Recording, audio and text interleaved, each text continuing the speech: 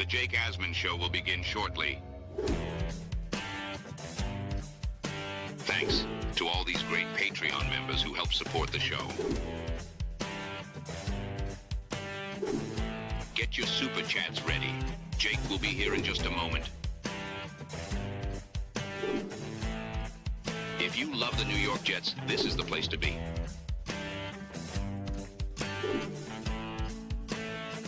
And now, the Jake Asman Show. I think you guys are going to enjoy this one. 10 game-changing plays the New York Jets must add for Justin Fields. Film review. Andrew Fialkow is coming back on the show.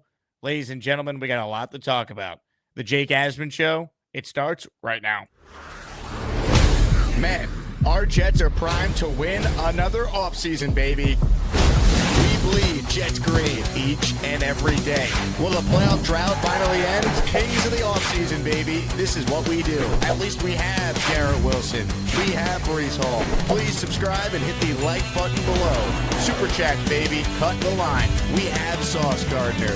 We have Quinn Williams. Prepare to be underdogs. Now it's time to talk all things New York Jets. It's the Jake Asman Show.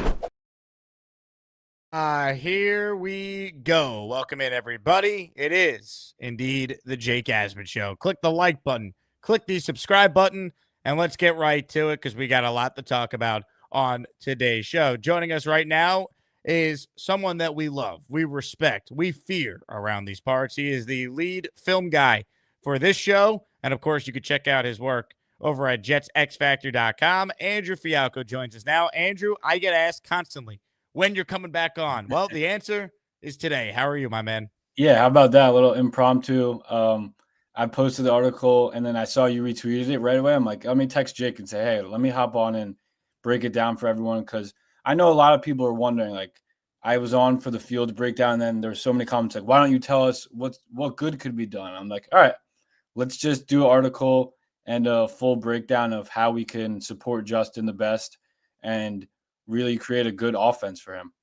100%. So I read the story over on jetsxfactor.com, and I mean, you could tell you put a lot of work into this thing. Why don't you take us kind of behind the scenes, how you basically went through all these different offenses across the league to try and scour for some plays that you think would work for Justin Fields and this Jets offense? Yeah, so I have a couple of good buddies on Twitter that do great film work. One being Colts Film Room, who actually helped me a bit with this article. And I was just talking to him. I was like, hey, what do you think about the Colts run game, specifically with their quarterback run game? And he said, I think it's the most diverse one in the NFL. So I went back to 2023 Colts film when they first started with Anthony Richardson. And then I went back from this year. And I was just looking through the best possible plays for Justin and how we can maximize his skill set and get the most out of him. So, I mean, I ended this article saying, hey, Tanner Engstrand, my email is in my bio if you want me to do more work. He's doing a ton of this type of work, I'm sure. I just wanted to give, like, any Jet fan a small glimpse into what the process is and what the process should be for a guy like Tanner Engstrand, who's a first-time offensive coordinator coming in with a quarterback that he has no reps with at all, and what he should be doing. And that's going back and watching all Justin's film and seeing what he's best at. And then that's going back to the film that he's produced from the Lions with Ben Johnson, which I did, and see what type of passing concepts and plays work to Justin's skill set the best. And look, I picked out 10. I wrote in the article that Engstrand's probably on 300 right now for the playbook. So this is a small amount compared to what he's going to. But yeah, that was the goal with the article. And the real film junkies liked it a lot. But I also got some good feedback from people that don't watch film. They were like, hey, the way you broke it down was really insightful. And for someone that doesn't know the X's and O's that deeply, the explanation was there. So that's what my goal is for today with everyone that watches. So here to me is what I want to ask you about before we actually get to the film breakdown. Aaron Glenn this week talked about how he expects Justin Fields to break out. He thinks he could be a top-notch quarterback in 2025. He, multiple times when he spoke this past week, referenced letting Justin Fields play quarterback. Said he went back and watched all his games at Ohio State and says his idea that he can't throw the ball or can't process, it's not true. Your thoughts when you hear those comments, because without saying it, he's essentially saying the coaching for Fields has not taken advantage of what he can do really well. At least that's how I interpreted it. Your thoughts on those comments, and after kind of going through Fields' film on your own and now looking at some of these plays, are you a little more confident that, hey, maybe with the right coaching, Justin Fields can break out in 2025? Well, something I've always preached is like it's coaching. Like where you're drafted, it's all about the environment you're drafted into.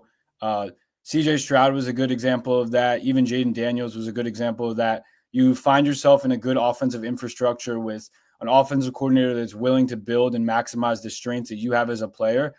It's going to be quicker for you as a rookie to be in a better situation. I don't think Glenn would come out and say, hey, I don't think Fields can process great, and I don't think we need to play a certain offense for him. I don't think he would come out and say that. I think if he watches the film, he's going to see the same thing that I'm seeing, that the longer concepts that take a lot more processing and understanding what vacancies there are in zones and how to work through these things as a quarterback when the time in the pocket is like that. Like you need to be able to process what's happening post-snap at an extremely fast level. That's why it's the hardest position to play in all of sports, because things are moving 500 miles an hour. You need to know where's the defense is going to be at what time of the drop you're taking and where your players are going to be. So there's a lot that goes into it. I don't think Justin is the best at something like, for instance, Joe Burrow is, where he's diagnosing the coverage pre-snap and then post-snap, he knows what he's seeing and he's getting the ball out. Justin has held the ball for a long time in the NFL. Just statistically, he's a guy that holds onto the ball for a long period of time, which means that whether the picture for him post-snap is not clear or the coaching is just not doing a good enough job of giving him the answers, it's a mix of both. And that's the best part about football, Jake, because no one has the answer. I don't have the answer. I can't tell you for sure how Justin's being coached or how he's been coached his entire career. So, yeah, it could take a guy like Tanner Engstrand to come unlock some potential. In my eyes, it's less likely after you're going to year 5, but it's all about coaching. You're going to play how you're coached. And look, I only watched the Steelers film, and Arthur Smith's offense was not it wasn't great to me. Just the concepts were a little bit dry and it was conservative, but I'm not sure if that was because of Fields and they wanted to leave the training wheels on him, or if it was because of Arthur Smith. And I don't know if anyone's asked them that. I doubt it. But there's just there's questions we don't have answers to. So we do our best to make educated guesses and give insight any way we can. If you're watching this live right now, click the like button. Make sure you subscribe to the channel. We're going to go through these 10 plays that Andrew will break down on film in real time for all of us to enjoy. Couple quick PSAs before we do that. 1, the ASMANIAC raffle is coming. Enter for your chance to win. We will give people the opportunity through the weekend to join this one because it's a big one, with our Super Bowl III theme, signed Joe Namath helmet, signed Don Maynard helmet, signed Weeb Eubank helmet, signed Emerson Boozer helmet. That's right, I added another prize this morning, signed old school Emerson Boozer helmet, and of course, a signed Don Maynard photo and a replica Joe Namath Super Bowl ring. So 6 prizes and counting for our Super Bowl III ASMANIAC raffle. Gift the membership to be eligible. Also, since we're doing the film review, and I want to be able to really break that down with Andrew, let's set the stage right now for ASMANIAC Madness. Here's where we are at in our bracket. We are making our way through the Sweet 16. The left side of the bracket is officially complete. Big fella, King Lowski, in the Chicken Soup regional final, the Elite 8. Castro versus Neil, who won earlier over David T, will meet in the Elite 8 in the Hood region. And then, of course, we now turn our attention to the Butter region. Rickie NY and JQuest will be the matchup in today's show. And we're moving a couple things around here. Craig in Australia and Gary will go on the second show tomorrow because of the time difference in Australia. It's easier for Craig. And then, of course, that means we will begin train region play on the first show tomorrow morning, Lane Train versus Kyle Clifton in the 1 versus 4. But with that said, today the attention is all on this Sweet 16 matchup featuring Rickie and JQuest. Here's what's going to happen. You're going to vote, and you're going to decide who's advancing to the regional final, who's going to the Elite Eight. We hand things over right now to the great Jim Nance to get us started. It's time for ASMANIAC Madness. Who will cut the nets down as the top ASMANIAC for 2025? Some of you don't even care, but we do. Let's get to it. Vote, vote, vote for your chance to send either Rickie or JQuest to the Elite Eight. Andrew, I know you've been following this tournament. Have you been surprised at some of the upsets that we've seen in ASMANIAC Madness? So I did see that Bobby and his brother got bounced. I was sad to hear about that. Who did Bobby lose to? Bobby lost to JQuest. Wow. So that's got to be an upset there. Well, think about this matchup today. It's the Midnight Brothers Slayers. You have JQuest who beat Bobby, and you have Rickie who beat Mikey going head to head. I see, like Mikey is like adorable. I don't know how Mikey could lose a vote. Bobby is too, but I guess, look, man, the ASMANIACs have spoken, and I haven't been on my weekly spot, so I don't know what all the call-ins have been like, but maybe Rickie NY and JQuest did their thing. It's been wild, man. It has certainly been wild. And by the way, before we get to the film review, Dave Briga says Andrew is back. Welcome. The Briga stamp of approval, and Fialkow fangirl has returned to the show, saying, "Oh my God!" So Andrew, Fialkow fangirl still loves you. See that? I'm leaning that's one of my friends at this point, because that's a little too. I don't know. That's a little weird, but yeah, I'll take all the love, man. I ran into one of your friends at an event I was at last week. Oh, by the way. You did? Yeah, I got. You know what? Let me pull it up for you. Maybe I could show the viewers quickly. Yeah, I did get it. I got a text of a picture, actually. Let's see what this is. This guy comes up to me. He's like, "You're Jake Asman." Like, I'm friends with Andrew Fialkow. I go, "No way." He was at the tailgate week 3 last year. Oh, was he? Yep. Love it.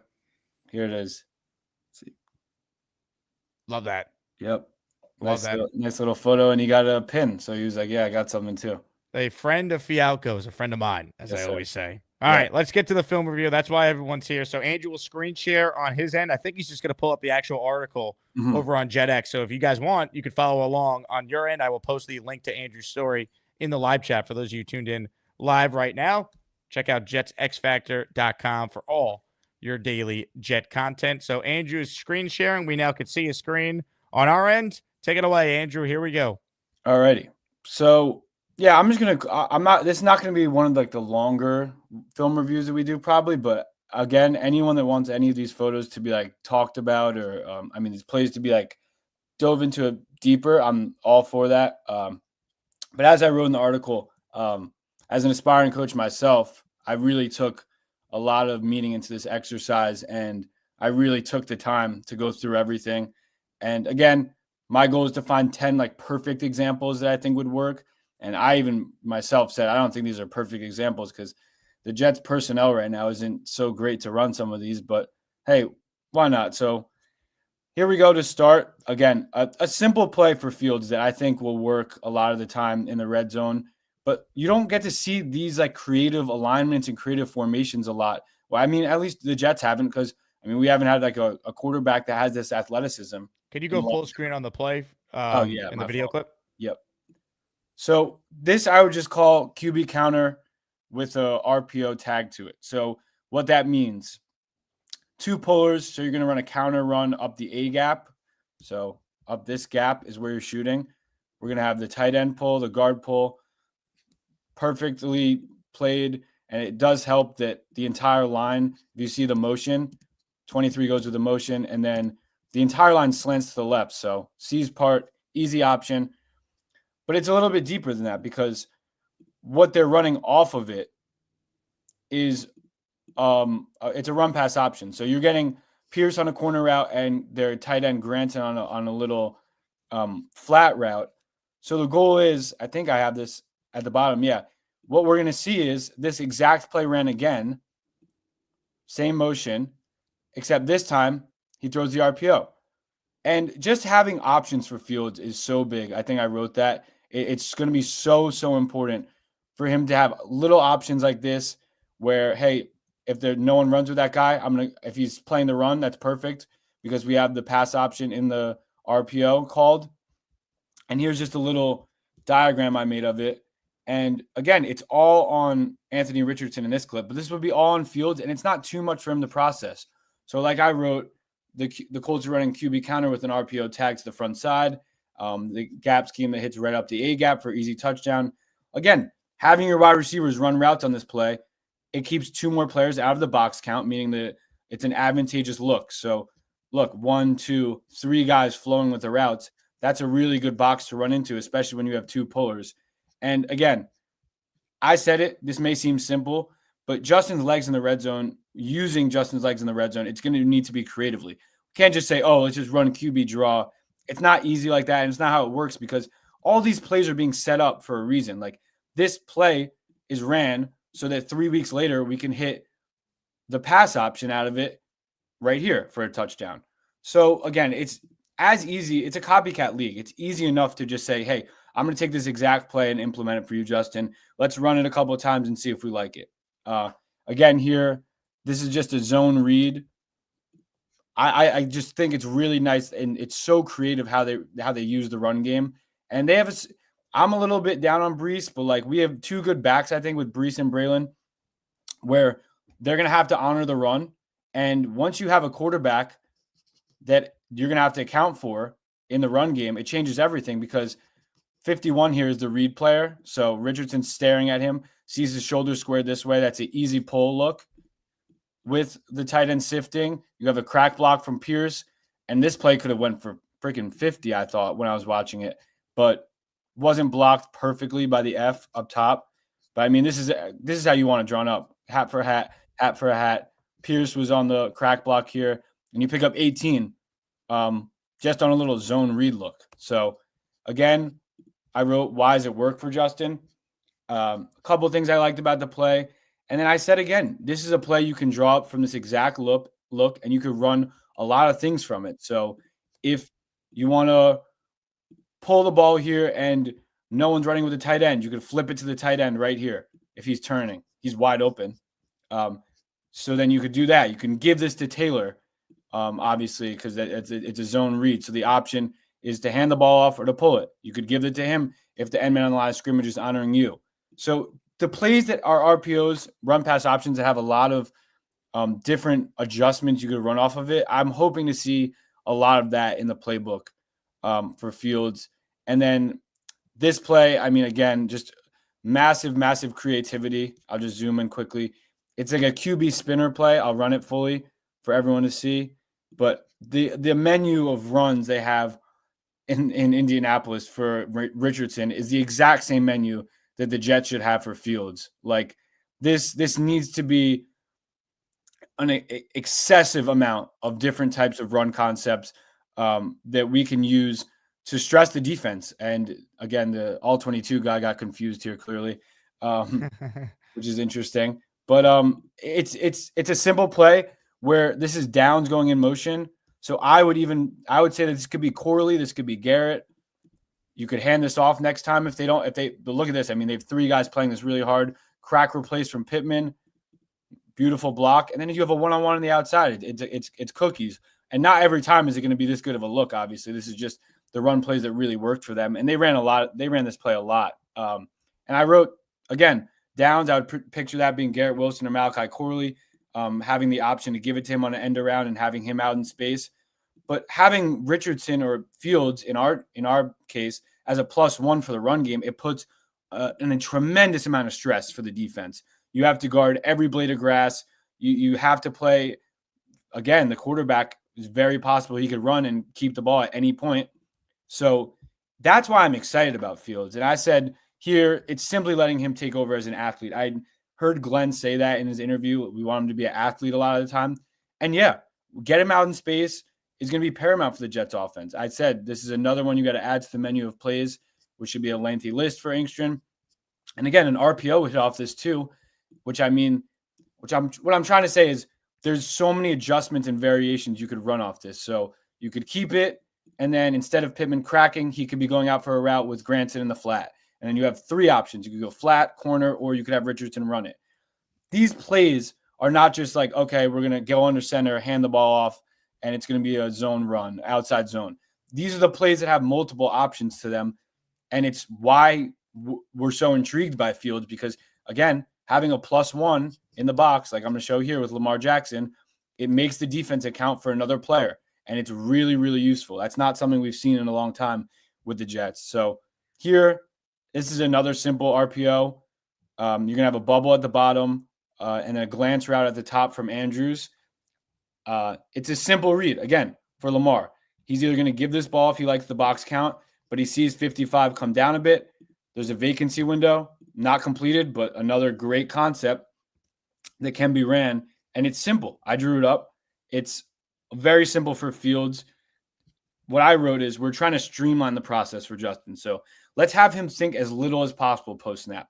Let's just make it a numbers game. If the box count works advantageously, then hand the ball off.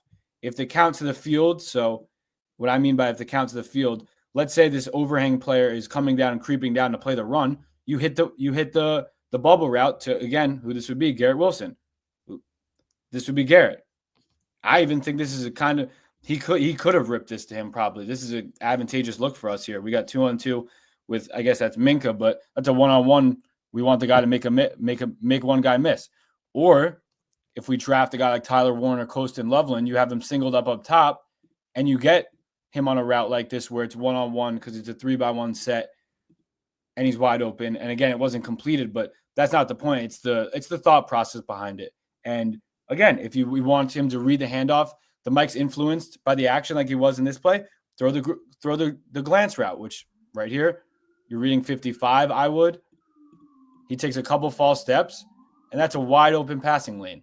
So, again, that's just 4 RPOs that are like so simple. I said I would pencil in Stone Smart there as the Y and Garrett as the F.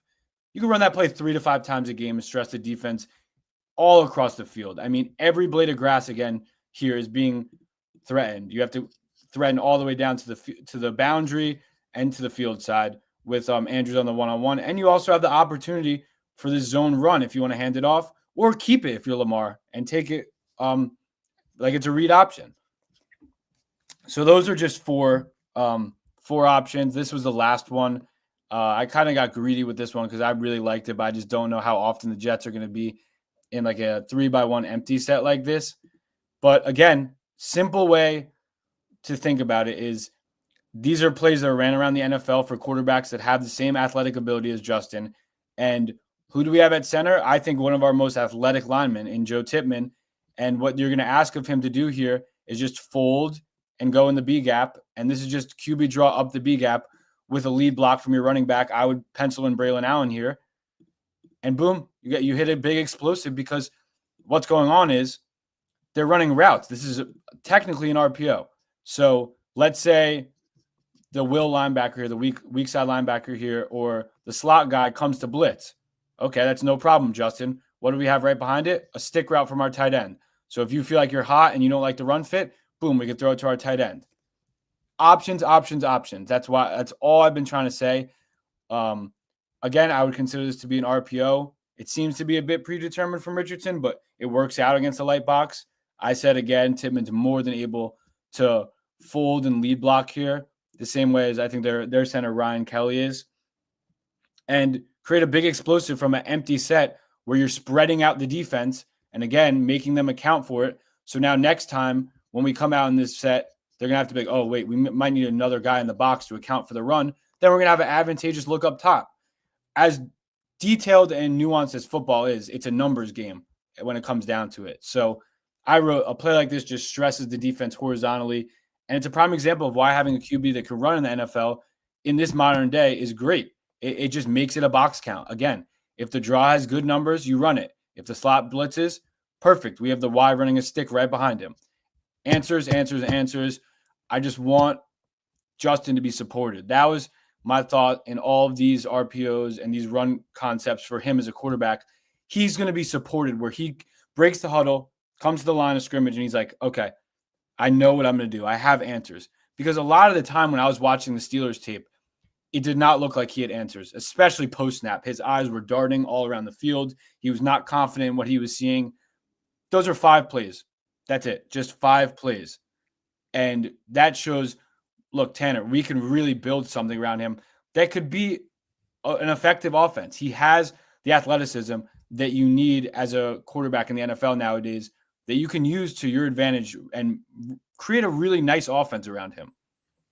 We'll continue with Andrew's film breakdown here. Hit the like button if you're just tuning in. The article I posted in the live chat, I just posted it again so you guys could follow along on your end in real time. Andrew put all these plays, the breakdown we're referring to, on his story that dropped today over at jetxfactor.com. Super chat from Rat Diddy, the first of the show. Thank you, Rat. Man, after this film session, Tyler Warren could be elite right away with these type of plays.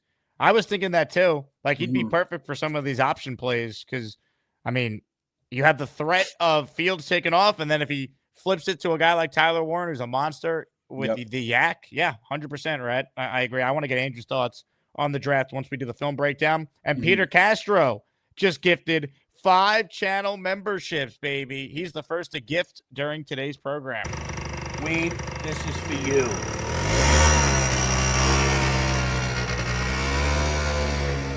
This guy's unbelievable. He'll do anything for votes.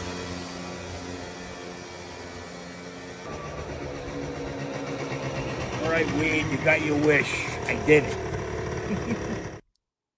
Castro already in the Elite Eight, and we know his opponent after the first show today. It will be Peter Castro versus Neil for a spot in the Final Four inside the Hood region. All right, these 5 memberships are from Peter Cartman, Big Steve, Notorious Han, TV, Mark Francis, Michael Pithlum, all receiving channel memberships. Tremendous. Also, update during this show here, ASMANIAC Madness, early on, and there's still time, but early on, it is all Rickie NY.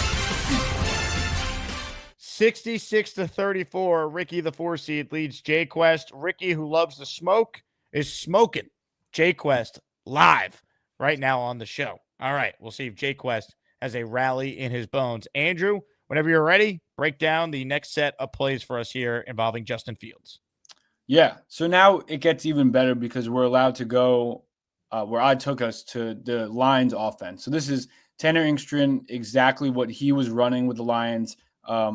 He was the passing game coordinator in 2023 and 2024. So this play was from 2023. And I was like, I mean, I know I've seen this play a bunch of times, so I know like the concept. I had the diagram. And I was thinking, though, wow, they run naked boots with Goff, who's a lot less mobile than Fields. So essentially, when you're running a boot like this, if it's dead, it's and you don't have a mobile quarterback, you're kind of in harm's way. Like, it's lucky it's Calais Campbell that took a hit on him and ran him down. But again, this play is important because it's designed to look just like a normal like flood action. If I could try and explain that to you guys quickly, if you normally see a keeper like this, you're going to see a flat route, a corner route from Laporta here. And then usually paired with like it's a flood. So a corner, an out, and a flat. Usually it's how it's paired. But here, what Tanner Engstrand and Ben Johnson do so well is they get Laporta nodding his head like he's going to go on the corner route. Boom, he takes it upfield for the post. Obviously the safety, hips turn this way, thought it was going to be a corner, and you get hit for a big explosive. Again, the Jets actually ran this play, Jake. I don't know if you remember it. Zach Wilson to CJ Uzomah. This exact play. It was I forget which game it was. Maybe it was the Jaguars game. No, so that was Strevler then. No. Shoot. If someone in the chat could remind me of what game this was. It was literally right at midfield like this. It was a home game, and it was to CJ Uzomah. Damn it. I don't remember. Did we score on it? Yeah, it was a touchdown. And it was Zach. You know, I'll find it when I'm done with the review. I'll find it for us. But this again, wasn't the Corey Davis throw that he made in week 3, was it? No. It was no, let me see if I could pull it up really quickly. I think I have it. Unless anyone in the chat could think of it. I'll find it for us. But yeah, it's basically the same. It was the same concept. It was against Detroit. Someone just wrote in the chat. I just saw it. Yep. It was against Detroit. That's who it was. But yeah, it's this concept basically where you're selling like it's going to be a flat, an over, and a corner route, like it's going to be a normal play action keeper.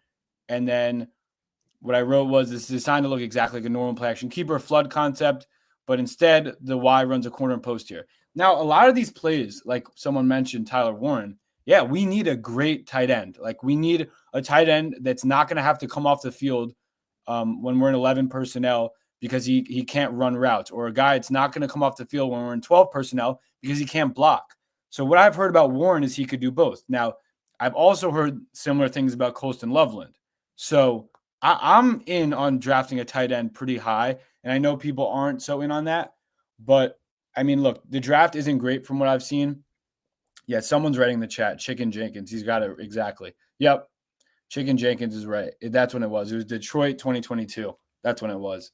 But, again, I thought this was cool because I watched all of Fields' tape, and I was like, this is a bit similar to having him roll out the other way and throw this way. And it's something he can do. Like, for as bad as I think he is, which I don't think he's great at post-snap processing, I think when you get him on the move like this, use his ability to use his mobility to his strengths, then he could deliver a ball. By the way, this throw from Fields is outstanding. I think is far hash to the sideline on a rope, and it's just transferable. Full screen with it. Yeah, let me do that quick. It's transferable to the play above, except that he's going to have to go under center and turn his back to the defense. So that's the only thing. But it's a transferable throw when you're trying to put this film together with a throw like this from Goff, because he's rolling out to his other side, and then he's ripping a throw from the far hash to the opposite hash. So it's similar. It's something that Justin can do. And again, I said for Fields, it's easy. He has an easy read post snap. His main read is the corner post, which we see right here. And if that's not there, he has an outlet in the flat, or he could use his legs. Like Goff here, if that's not there, let's see what he has. Like he could rip this to the flat if he doesn't think this is going to be open. But if Fields is dead here, he's making this guy miss easily.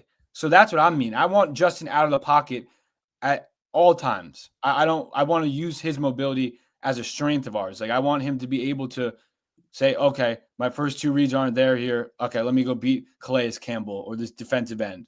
That's the luxury of having a guy that can move like Justin. So that's just one of the plays. And as I showed, this play, he sprints out one way, resets, flips his hips, and throws with accuracy. But again, we're just streamlining the process. Let's use his mobility to reset the pocket. And again, if it's open, I'll show this one more time. We know he can hit it because this is not a one-off from Justin. So, yeah. This one, I want to just choose a couple I was going to show. Again, concept that the Lions ran, really good concept. It's called the strike concept. Post-snap, it's a simple read. It's a one-step drop rip.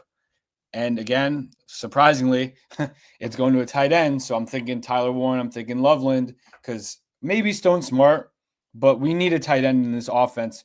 And I think Ingstrand knows that. So I'm guessing that Glenn is going to relay that to Moogie, and they're going to really be involved with the tight ends. But it's a simple read. So I wrote, this is a nice concept for Fields in the red zone.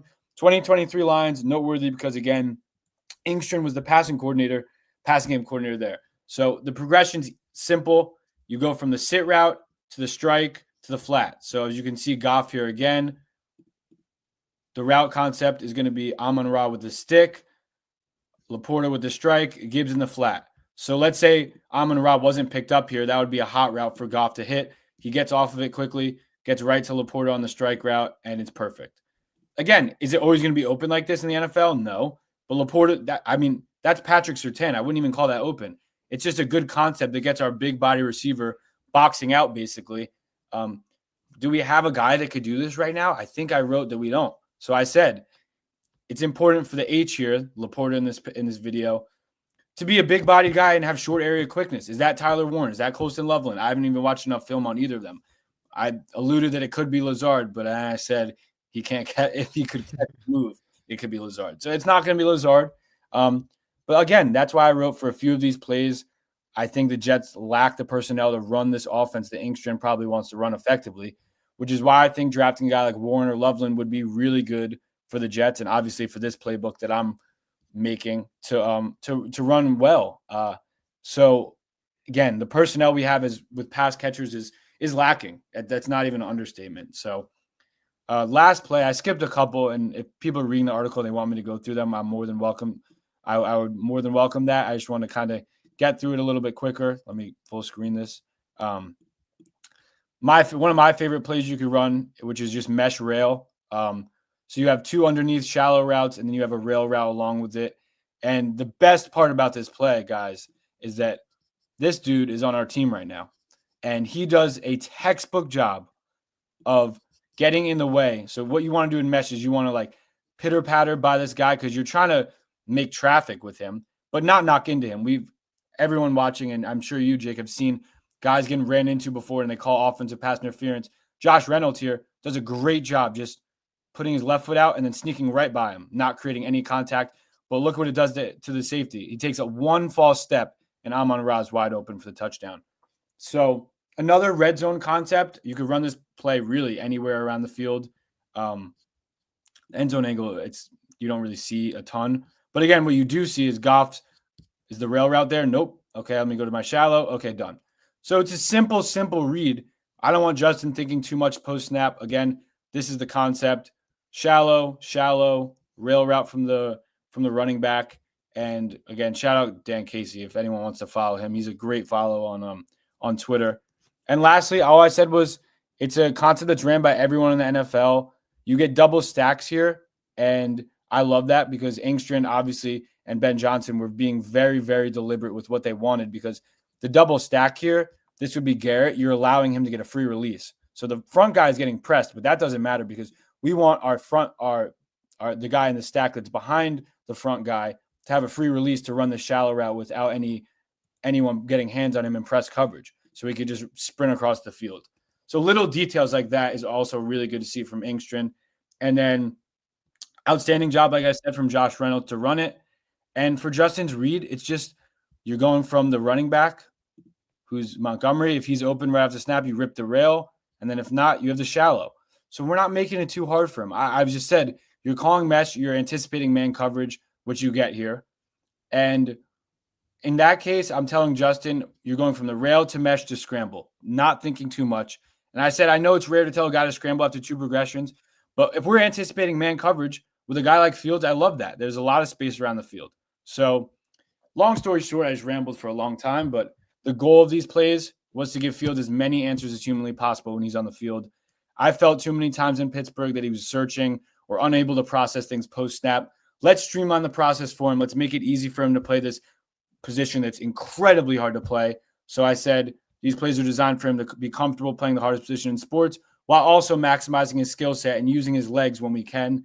And my last thing was a plea, just in case, because I know that these articles sometimes get seen by people on the Jets because some guys get like Brees got mad about an article or something. So I said, if Tanner wants some consultation, I'll work for free. So if anyone out of the people watching on the show know anyone, I'll work for free for the Jets as long as they want. I love it. That was great. That was one of your best. Awesome Thank creativity going through different offenses around the league. And love that you pulled some stuff from Detroit that seems very plausible for the Jets to run. I mean, look, they're talking about Fields, Andrew, like he hasn't been coached properly. So maybe they watched on film what you saw and said, hey, there are not a lot of answers here. Like, we're going to give this guy answers and we're going to take advantage of what he does do well. And, you know, that does make me a little more optimistic about this working out than previously. That's for sure.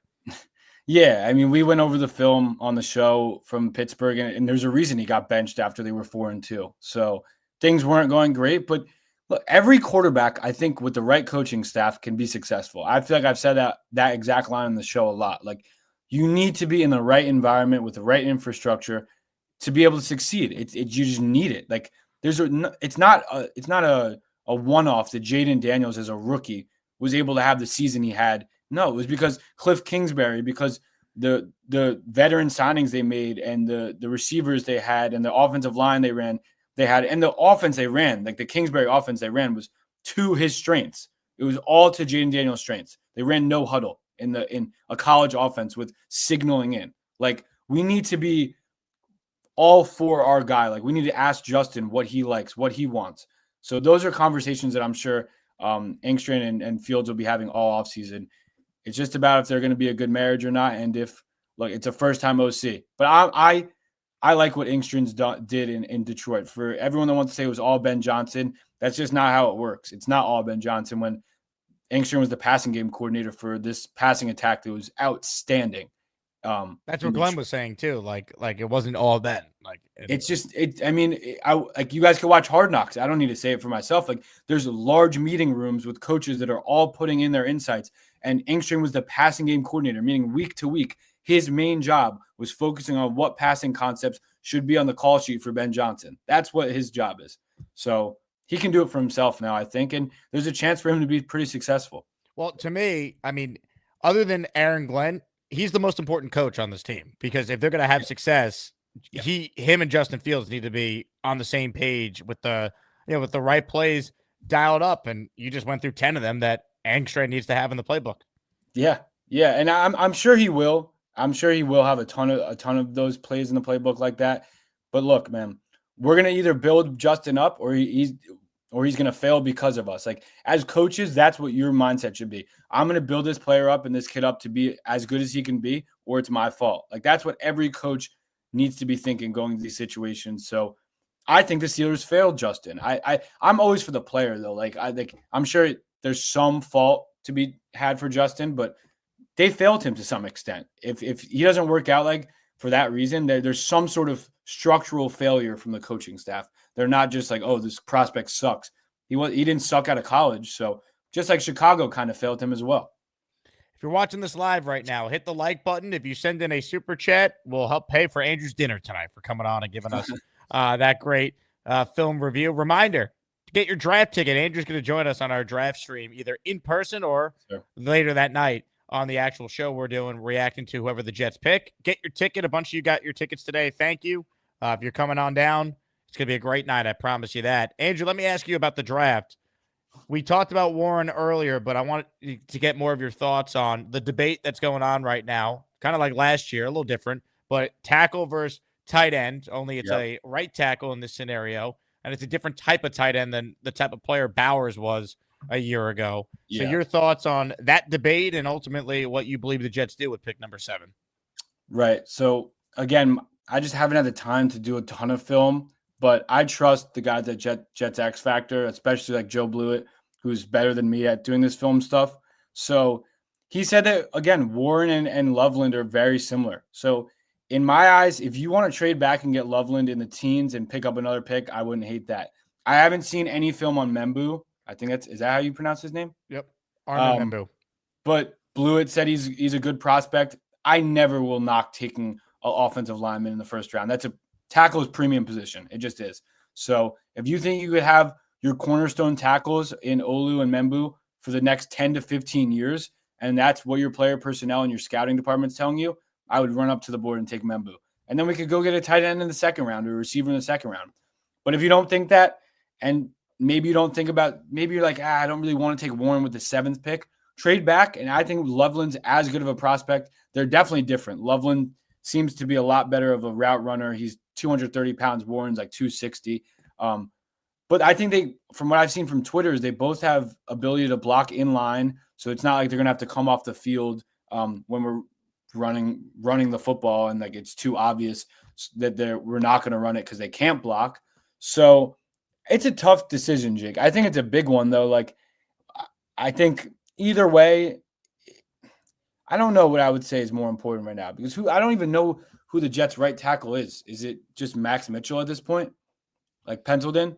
It's probably the guy they signed from the Patriots, and then before that, was with the Steelers. Yeah, right now, the depth chart says Carter Warren. I don't believe that's the case, but I mean, it's whatever you think we have a bigger hole at, and I think our hole at tight end is ginormous. But but our hole at right tackle also, like, we can't put out a traffic cone with Carter Warren. So I don't know, man. That's tough. I just know our tight end room right now is horrific. Like it's bad, man. it's really bad. So that's why I don't know. People in the chat maybe have a better idea than me about like the second or third round tight ends that we could get. If you think you could get a better tight end in the second or third round rather than like a tackle in the second or third round, then I understand the move to take a tackle. The way they've handled this offseason, I've said this for a while now, they need to come away with 3 starters in this draft. And they have 3 picks in the top 73, 3 top 75 picks. You got to hit on them. Yeah.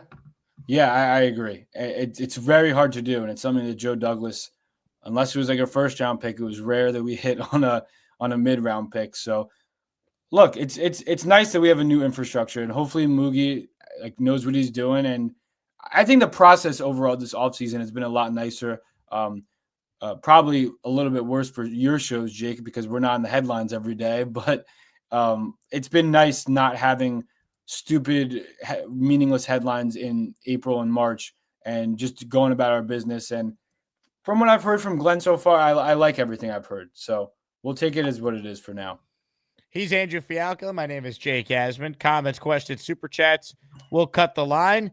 If you want in on the ASMANIAC raffle, if you just tuned in, we have our usual prizes I've been mentioning all week. The Name It signed helmet, the Maynard signed helmet, the Coach Weeb Eubank signed helmet, and added this morning, Emerson Boozer signed old school helmet to go with the Don Maynard photo and the Joe Namath replica ring. So we got 6 prizes for the ASMANIAC raffle.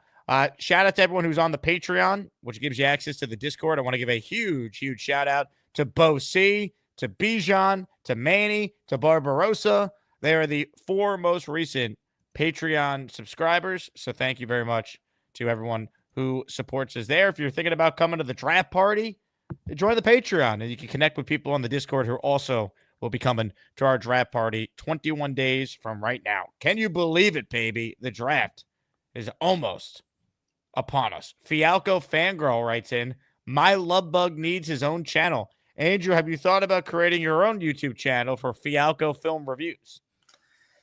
No, I have not. Because long story short, in about a month from now, I'm going to be hoping to take interviews with some college teams for coaching. And if that doesn't work, then I'm going to be sticking around as a Jets content creator, and I'm going to be a high school teacher and a high school coach. So a little insight on my life there. That's what's going to be going on with me.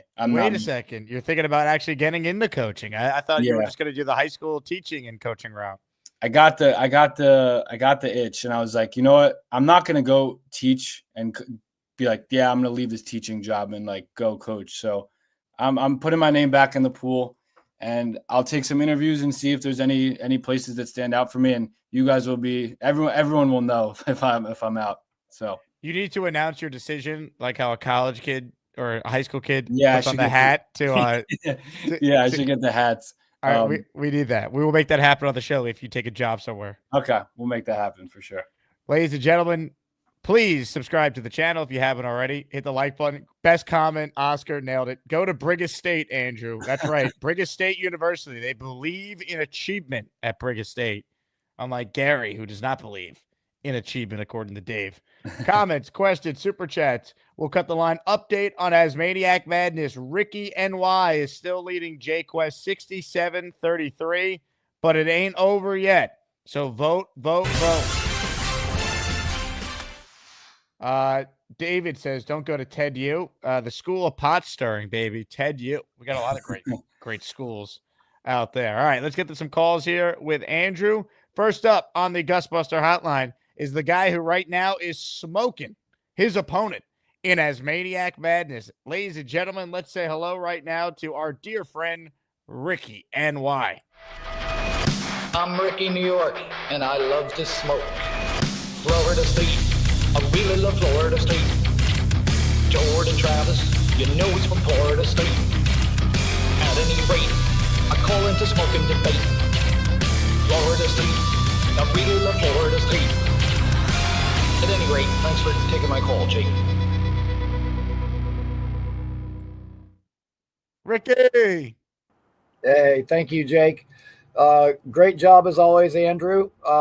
Looking forward to, as we get maybe closer to the draft, having you on to break down some prospects, Tyler Warren, Matthew Golden, whoever. Savion Williams, really, really fun player that would be really interesting in our offense, I think. But yeah, looking forward to that. Really quick, I heard Nate's comments this morning, and hey, you know what? I do not fault him for voting for JQuest. JQuest is a great dude. But I just got to say this. Like, I was thinking when Nate was on his call this morning, whenever he's on his bike and he's riding around the city, you look at his camera view and there's that little piece of the bike at the bottom that you can see. It feels like a person shooter game. Like I feel like I'm playing Call of Duty anytime that Nate is on a call. Does anybody else think that? That just always comes to mind. Apparently Nate has lumped me in with the older, more distinguished gentleman of our show. So hopefully I can get that older vote. And for all my fellow smokers out there that are still trying to decide, go ahead and give me that AARP vote. That means always answer Rickie, potheads, in case you're wondering what AARP is. Dude, I love this show, love this community. Like right from the beginning, Jake, you might remember this. Like when I first started calling the show, and this was like back when we were still wanting to tank for Trevor Lawrence. One of my very first calls, like after you went to my call, and I was coughing my head off, and a whole bunch of people in the chat were worried about me. People thought I had the flu or COVID or something. And Jake's like, no, he's just smoking. Don't worry about Rickie, which is true. I was just smoking. But it just shows that, you know, that we have some very caring people in this community. You know, I made a lot of really good friends here over the years. And I just want to say thank you to everybody that voted for me. I appreciate it. It's been really surprising. You know, I was flattered to be in the tournament at all. I didn't think I would be. I was surprised when I won the first round. I was absolutely shocked when I won the second round against Mikey. Like, I thought Mikey would just blow me out of the water. Like, he was the consensus favorite to win it all. And then somehow here I am. And so I just want to say thank you to everybody. I truly appreciate it. And one last thing, Jake, on behalf of myself, the one and only Gator McCluskey, Frank C., Jojo Townsell, Dan the Jets fan, the Great Mimosa, this year, bring yourself and the Asmaniacs down here to Tampa Bay for the Bucks game, because let me tell you what, I like spitting facts. And the fact is that Florida has more New York transplants per capita than any other state in this country. And let me tell you what, as good as this show is, there's nothing better than being able to smoke and debate in person. So let's have an Asmaniac Tampa trip this year.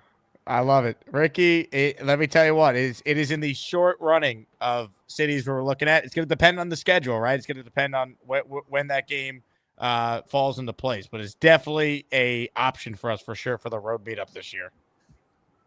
Yeah, listen, let me tell you what. I can agree on the schedule, because if it's like September 10th where it's going to be 95 degrees out, I don't want to sit in 4 hours of that. It's brutal down here when it's hot. So, yeah, I'm praying for an Asmaniac trip, and I'm praying it's in December when it's 70 degrees and beautiful out. But yeah, man, we need to make that happen. That way I can see all you guys in person, and we can raise some hell down here in the Florida Sunshine State. Rickie, I love it. You're killing it this tournament. It's not over yet, but if you do advance to the regional final, that is a testament to your greatness, my friend. So I appreciate all your support, and I'm glad that you're a part of this community. Thank you, man. Appreciate it. Appreciate all you guys, and appreciate you too, Andrew. Keep up the good work. Thank you, brother. Appreciate it. Ladies and gentlemen, Rickie NY, hit it. I'm Rickie New York, and I love to smoke. Florida State, I really love Florida State. Jordan Travis, you know he's from Florida State. At any rate, I call into smoking debate. Florida State, I really love Florida State. At any rate, thanks for taking my call, Jake. Yeah, baby. Unreal. That's one of the best new Gator videos that he has made. I would say the intro there for Rickie, just so funny. Unbelievable. And it's so funny while I was happening, I got an email and it's someone that watches your shows. Because all I saw at the top was like, "Hi, Andrew, this isn't the email you were hoping for. I have zero connection to Tanner Engstrand." And then it's a whole essay about the article. But that was funny. Well, because I was trying to pay attention to Rickie. I'm like, no way, I just got an email from the Jets. And it wasn't from the Jets. God. But yeah, that was great. Rickie, Rickie's been great ever since his Wi-Fi is better now. I remember he used to call in and we couldn't have him on because his Wi-Fi was so spotty.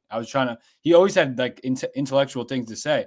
It just was like in and out. He started calling in from the phone. It changed everything. Okay. Love it. Now, here's the thing. JQuest was on the line and I was going to go to him, but he dropped off. So I don't have JQuest for you, but unfortunately. But well, you know what? Alan doesn't call in anymore, right? No, he's retired, yet he still watches every show and comments. Yeah, because my mom watches the show, so she wrote to me that Alan said something about coaching in Texas. So Alan, maybe I'll write to you about that. But thank you, because I thought he was going to call in, say something about it. Let's say hello to the guy I just mentioned. He has called back. Right now he trails Rickie NY 68-32. So he needs a comeback. But let's be real. This guy is just excited to be in the tournament in the first place, and he's already won 2 rounds. So win or lose in this matchup, we all know our guy JQuest is truly a winner. Guys, I'm really nervous. I don't know what's going to happen if I don't get in. We might lose the house. Again. I know. It's going to be the 3rd time, but let's just see. It's about to come on. Let's see what happens. Look at the screen. Look, it's about to come on. 3, 2. Yeah! Let's go! Let's go! Let's go! We're in! We're in! Let's go! We're in, baby! We're in! Woo! We're not losing the house! Yeah, Jake! JQuest, are you there? Your internet is Rickie NY like from back in the day. I think we got the answer to our question there. Did he make that? That was great. Yeah, he made it. We played it on the Selection Sunday show and surprised everyone with it. It was incredible. And then JQuest had the great calls to WFAN about the Bobby Midnight smelling. Oh, yeah. And he called in about Dixon Hole, the latest prospect that Lane discovered. So Oh, wow. All right. Yeah. No, JQuest he got red hot in the month of March. It helped him win 2 rounds. You got to respect it. Tremendous. If the internet holds for JQuest, we'll get him on. Until then, though, hold on. I think we might have him. JQuest, do you hear us? Yo, can you hear me? Yes. Hey. Here we go. Sorry about that. I'm driving on the Bell Parkway. You're good. The floor is yours. Speak to the people. Why do they need to vote for you in this comeback attempt? I apologize if I got the Rickie Wi-Fi. But listen, no, Rickie deserves everything he's got, bro. I'm not even going to try to go against it. I'm down big. I love Rickie. He's fucking awesome. I just want to say one Oh, no. show right now. Andrew, let me see Andrew's face real quick. Can you hear me? Yeah, we hear you. Andrew, remember Angela? That was me, bro. I was using my mother's account, and I was Angela in the chat. So it's kind of fitting that I get knocked out on the day that you're on the show. I was going to say, I don't know if I should be impressed or it's embarrassing, but it's all good. You know you had a shot with me. It's kind of awkward. Hey, listen, just want to give a shout out to someone that never watches the show, and that's my wife. I told her to watch it today. Kelly, I love you. Okay, thank you for letting me watch this show when we're home. Every time Lowe's Kid comes on, she's screaming at me. What the fuck are you watching? I'm trying to work. Kelly, thank you for letting me deal with ASMANIAC and fucking also with my Jet fucking fandom. You know I love the fucking Jets. I love this team. I love you guys watching the show. Rickie deserves every vote he got today. Rickie, I love you. I told you a week ago you were going to crush me, and we see it today. All right, peace, guys. JQuest, you're the man. We love everything you provide to this channel. I'm looking forward to seeing you at the draft party. Great call, man. Rickie cruising. I love how all the March Madness matchups is bringing everyone closer. Like no one's like match up to with each other and there's no beef. Well, There has been. In the earlier rounds, we had some Yeah, we had some tension. I can imagine. Now Here it's all was respect. here was an incident involving Rob and Cheats fan. He's more likable than you fucking old cunt. Fuck yourself, you piece of Go shit. fuck yourself. Fuck you. Well, that escalated quickly. Jesus, come on, gentlemen. That's so good. So we had that, and then we Oh. also had an incident involving Rob and Bobby Midnight. Well, first off, I'm not a trade, you asshole. Yeah, you are. You are. You're a fucking asshole too. So Fuck you, asshole. Watch your fucking mouth. That's the end of that rumble. Jesus. Oh my God. So that altercation happened because Bobby didn't vote for Rob in his matchup against Weed the People. So Rob called him a traitor, and then they got into it. Oh man.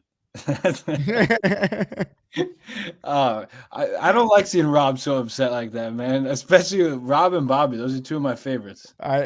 Cooler heads have since prevailed. I think everyone's on the same page now. But Hey. yeah, I mean, It's a battle, man. I respect the fire. Nate with a super chat. Kelly, you are the bleep. Shout out JQuest and Rickie NY. Shout out to Kelly, who's letting JQuest be a part of our community. Ray writes in, what did Nick Faria know about this tournament that we didn't? This is a landslide. Nick's pick to win the whole thing was Rickie. And I thought that was a really bold pick at the time because I knew Rickie had to be matched up with Mikey Midnight in the round of 32. And I'm like, oh, Mikey's probably the favorite. I mean, he had more people in the bracket pool picked to win the whole thing than anyone else, which is testament to Mikey and his presence on the show. But it's been all JQuest. Oh, baby, finally a 10 spot. Hey. Who else but Bo C? He's coming through for the people. Bo, I know how much you love a good JQuest call. So in honor of JQuest, I'm playing this. Hey, do you go to the gym by any chance and play basketball by any chance or no? Not recently. Why? You thought you saw me hooping somewhere? I go to LA Fitness in Levittown. We have this tournament, right? 64 of us. And we play basketball, 1 versus 16, and we kind of grade each other based on our, how we play. So I'm the 8 seed. I got to go versus the 1 seed because I beat the 9 seed Ted. Shout out to Ted easily. But I got to play the 1 seed, right? Here's my problem with the 1 seed. His name is Bobby. Bobby, if you're listening, I'm sorry. I love you. This guy, have you ever smelled rotten potatoes, Keith? No, but go Dude, on. so rotten potatoes is the second worst thing I've ever smelled in my life. The first is Bobby. Do I spray this guy with Mando before I play him or some butter and make him smell better, or do I just grind it out and try to hump my way to a win? I have a rule. If I can smell you, I'm going to tell you. Have you told him? Bobby it's just another level, bro. And, I don't even know what to say. The 16 seed didn't even show up when he had to play him. And Bobby thought that he just won because the guy was afraid, but it was because he smelled. He's like, yeah, I can't. He didn't show up. I can't have that smell in my nose. If I post this guy up, I might vomit. I'm serious.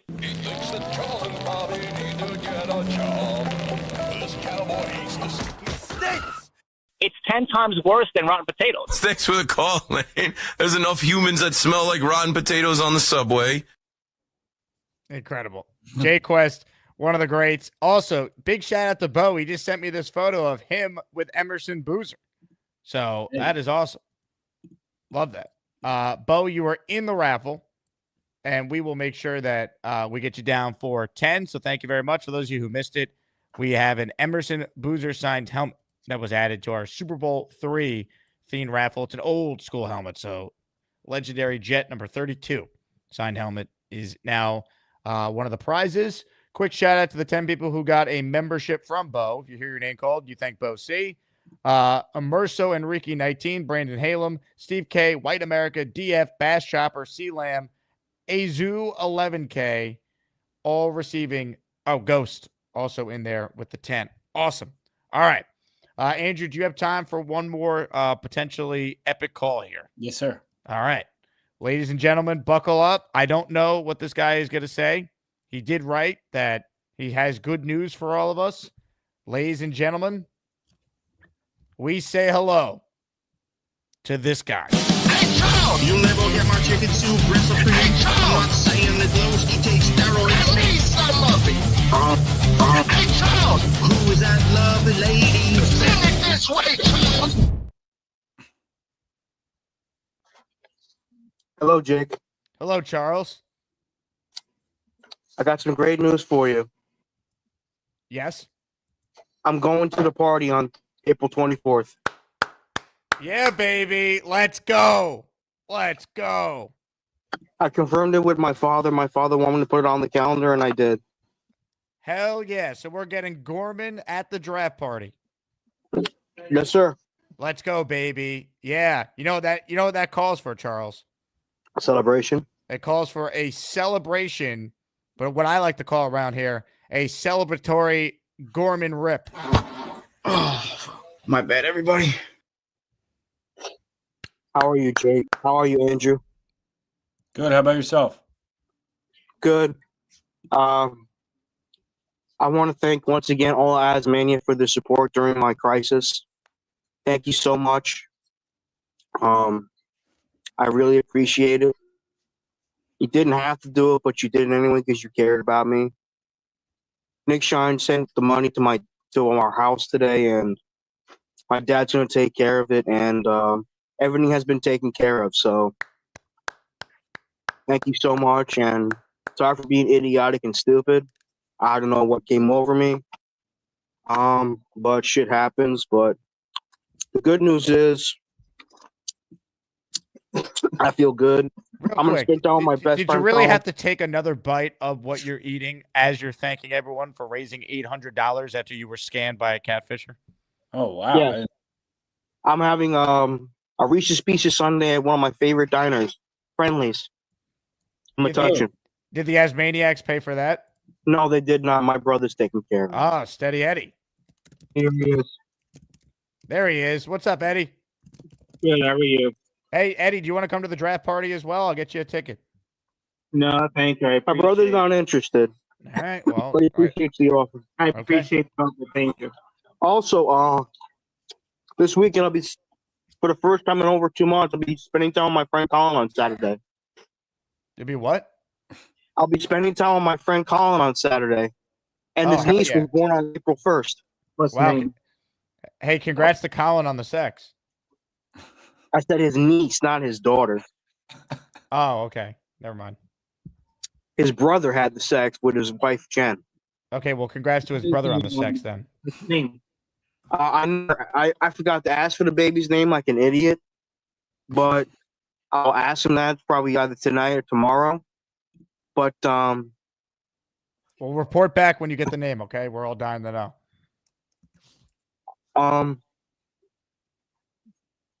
I was gonna ask you something here on here, but I'll ask you on the Discord, okay? Is it top secret information? What could you possibly have to ask me? I'll tell you in the Discord. But anyway, I'm definitely looking forward to the draft party on April 24th. I'm definitely looking forward to it. Can't wait. Nick Shine is very happy for me. And thank you guys once again for the support. I'm kind of a little speechless at the moment. You got it. Great call, Charles. And I look forward to seeing you 21 days from right now. Yes, sir. Goodbye. Hi, I'm Charles, and I'm going to talk about Spider-Man and movies and sports and video games and maybe hot chicks.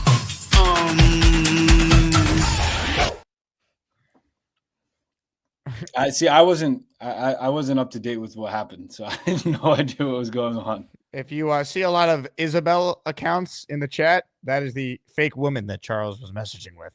Oh, yeah, that's Go to my show from Tuesday, second show. Check the timestamp. I think it's about an hour and 25 minutes in, and you can watch the whole Charles saga in real time. Okay, I will. Anyway, Andrew, you're the man. Great job with this article. Hopefully a bunch of people will go and read the whole thing after seeing it on this show, which will lead to more views for you. Yeah. So appreciate you hopping on as always. And I think the chat is right. We do got to get you on again to do some film review on some of these prospects. Maybe we do a Warren and a Loveland breakdown. Yeah. We get your thoughts on if you think there's a clear difference between them if the Jets are considering tight end. Yep. I mean, whenever I have time, I let you know and I get on the show. This is my fun outlet for everyone. So love the chat. Always appreciate you giving me the platform, Jake. So I appreciate everybody.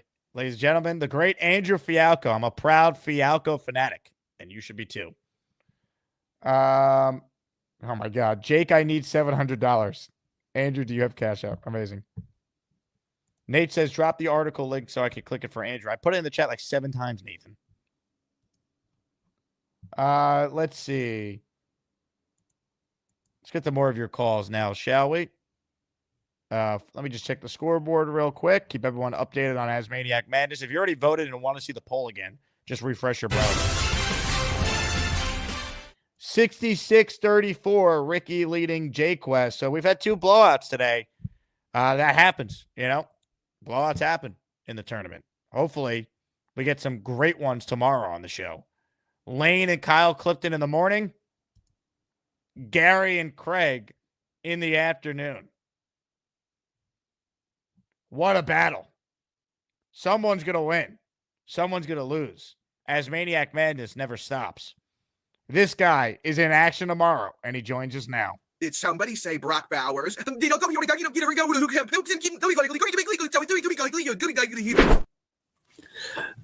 Someone's going to win and someone's going to lose. That's quite a bold prediction. That's a way to put your balls on the table with that one, Jake. There's no ties in ASMANIAC Madness, Gary. There are no ties. Someone's going to win and someone's going to lose. I'll stay on all night. I'll stay on as long as I need to stay on until we declare a winner. What was that, Syracuse and West Virginia that played that game? UConn. Was it UConn? Yeah. It was UConn. Okay. The greatest game ever played? It was UConn. All right. So a couple of things. I don't know if I'm going to be able to call in tomorrow. I'm going to be traveling tomorrow. I'm busy. I'll be out. So I wanted to call in now. Call in from the phone if you have to. Just give a quick take. I'll try, but I'll be at a weigh-in and a press conference. So I don't know if I'll be able to call in. All right. Well, but I'll try. I should be able to call in on one of the shows. I don't know if I'll be able to call on the later show. But Craig's finding a way to compete all the way in Australia. You can figure out a way to in a 2-hour block squeeze in. Yeah, I got a major business thing going on, and is business booming? Not a major thing, but I can't call from a weigh-in. Like it's televised. It's streamed on ESPN. I can't call in. Like who's this guy calling in during the weigh-in? I mean, is someone going to call on your behalf? Maybe Decker could call in and voice support. She might be able to do that. Maybe. Maybe she could do that. You represent JJ. You said maybe JJ could represent you.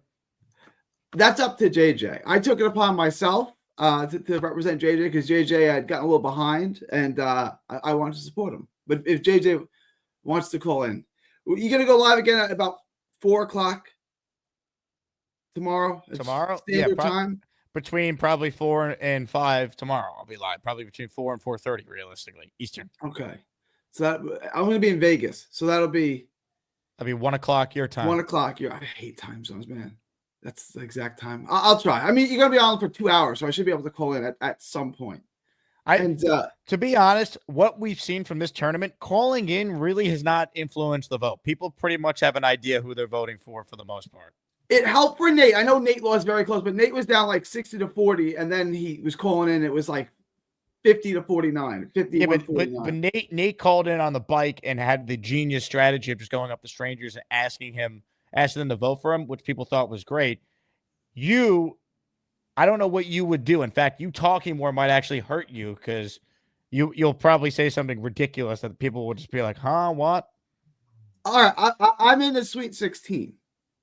I'm one of the favorites to win the whole thing of those that remain. So obviously my calls have helped me, not hurt me. If that were true, if what you're saying is true, I would not be competing against a great competitor like Craig in the Sweet 16. Yeah, but here's the thing. You got to consider the opponent. Craig is lovable. If you call in and give people a reason to not like you for the day, they might go with the guy that they like, who has the higher Q score.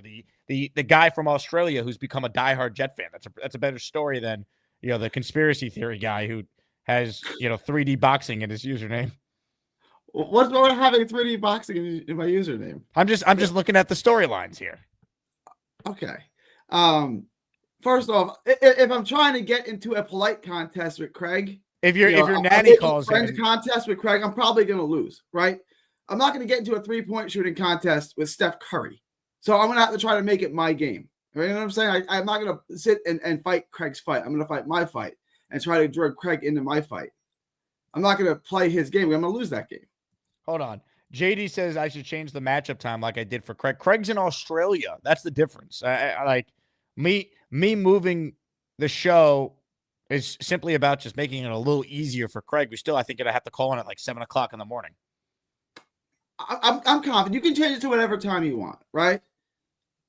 Like George Foreman, the late great George Foreman. He had to fight Ali in Africa. If he fought him in an air-conditioned building in New York City at Madison Square Garden, he probably wins, right? But they didn't. They fought in the jungle in Zaire, and he got a cut on sparring, so he had to spend 6 extra weeks there. And Big George faded in the heat. It happens. You got to fight where you fight. So whatever time you make it, whatever location you make it, I will show up and fight. Okay, there's no excuses. I love it. You'll be ready to go, Gary. I'll be ready to go. You want to make it 2:00 in the morning? I'll beat him at 2:00 in the morning. It's all good. I don't think you need to. I don't think we need to do that. I'm not. It was a hypothetical. If I you know. wanted to make it 2:00 in the morning, I would beat him at 2:00 in the morning. Oscar with a great question. How would you describe your game, Gary?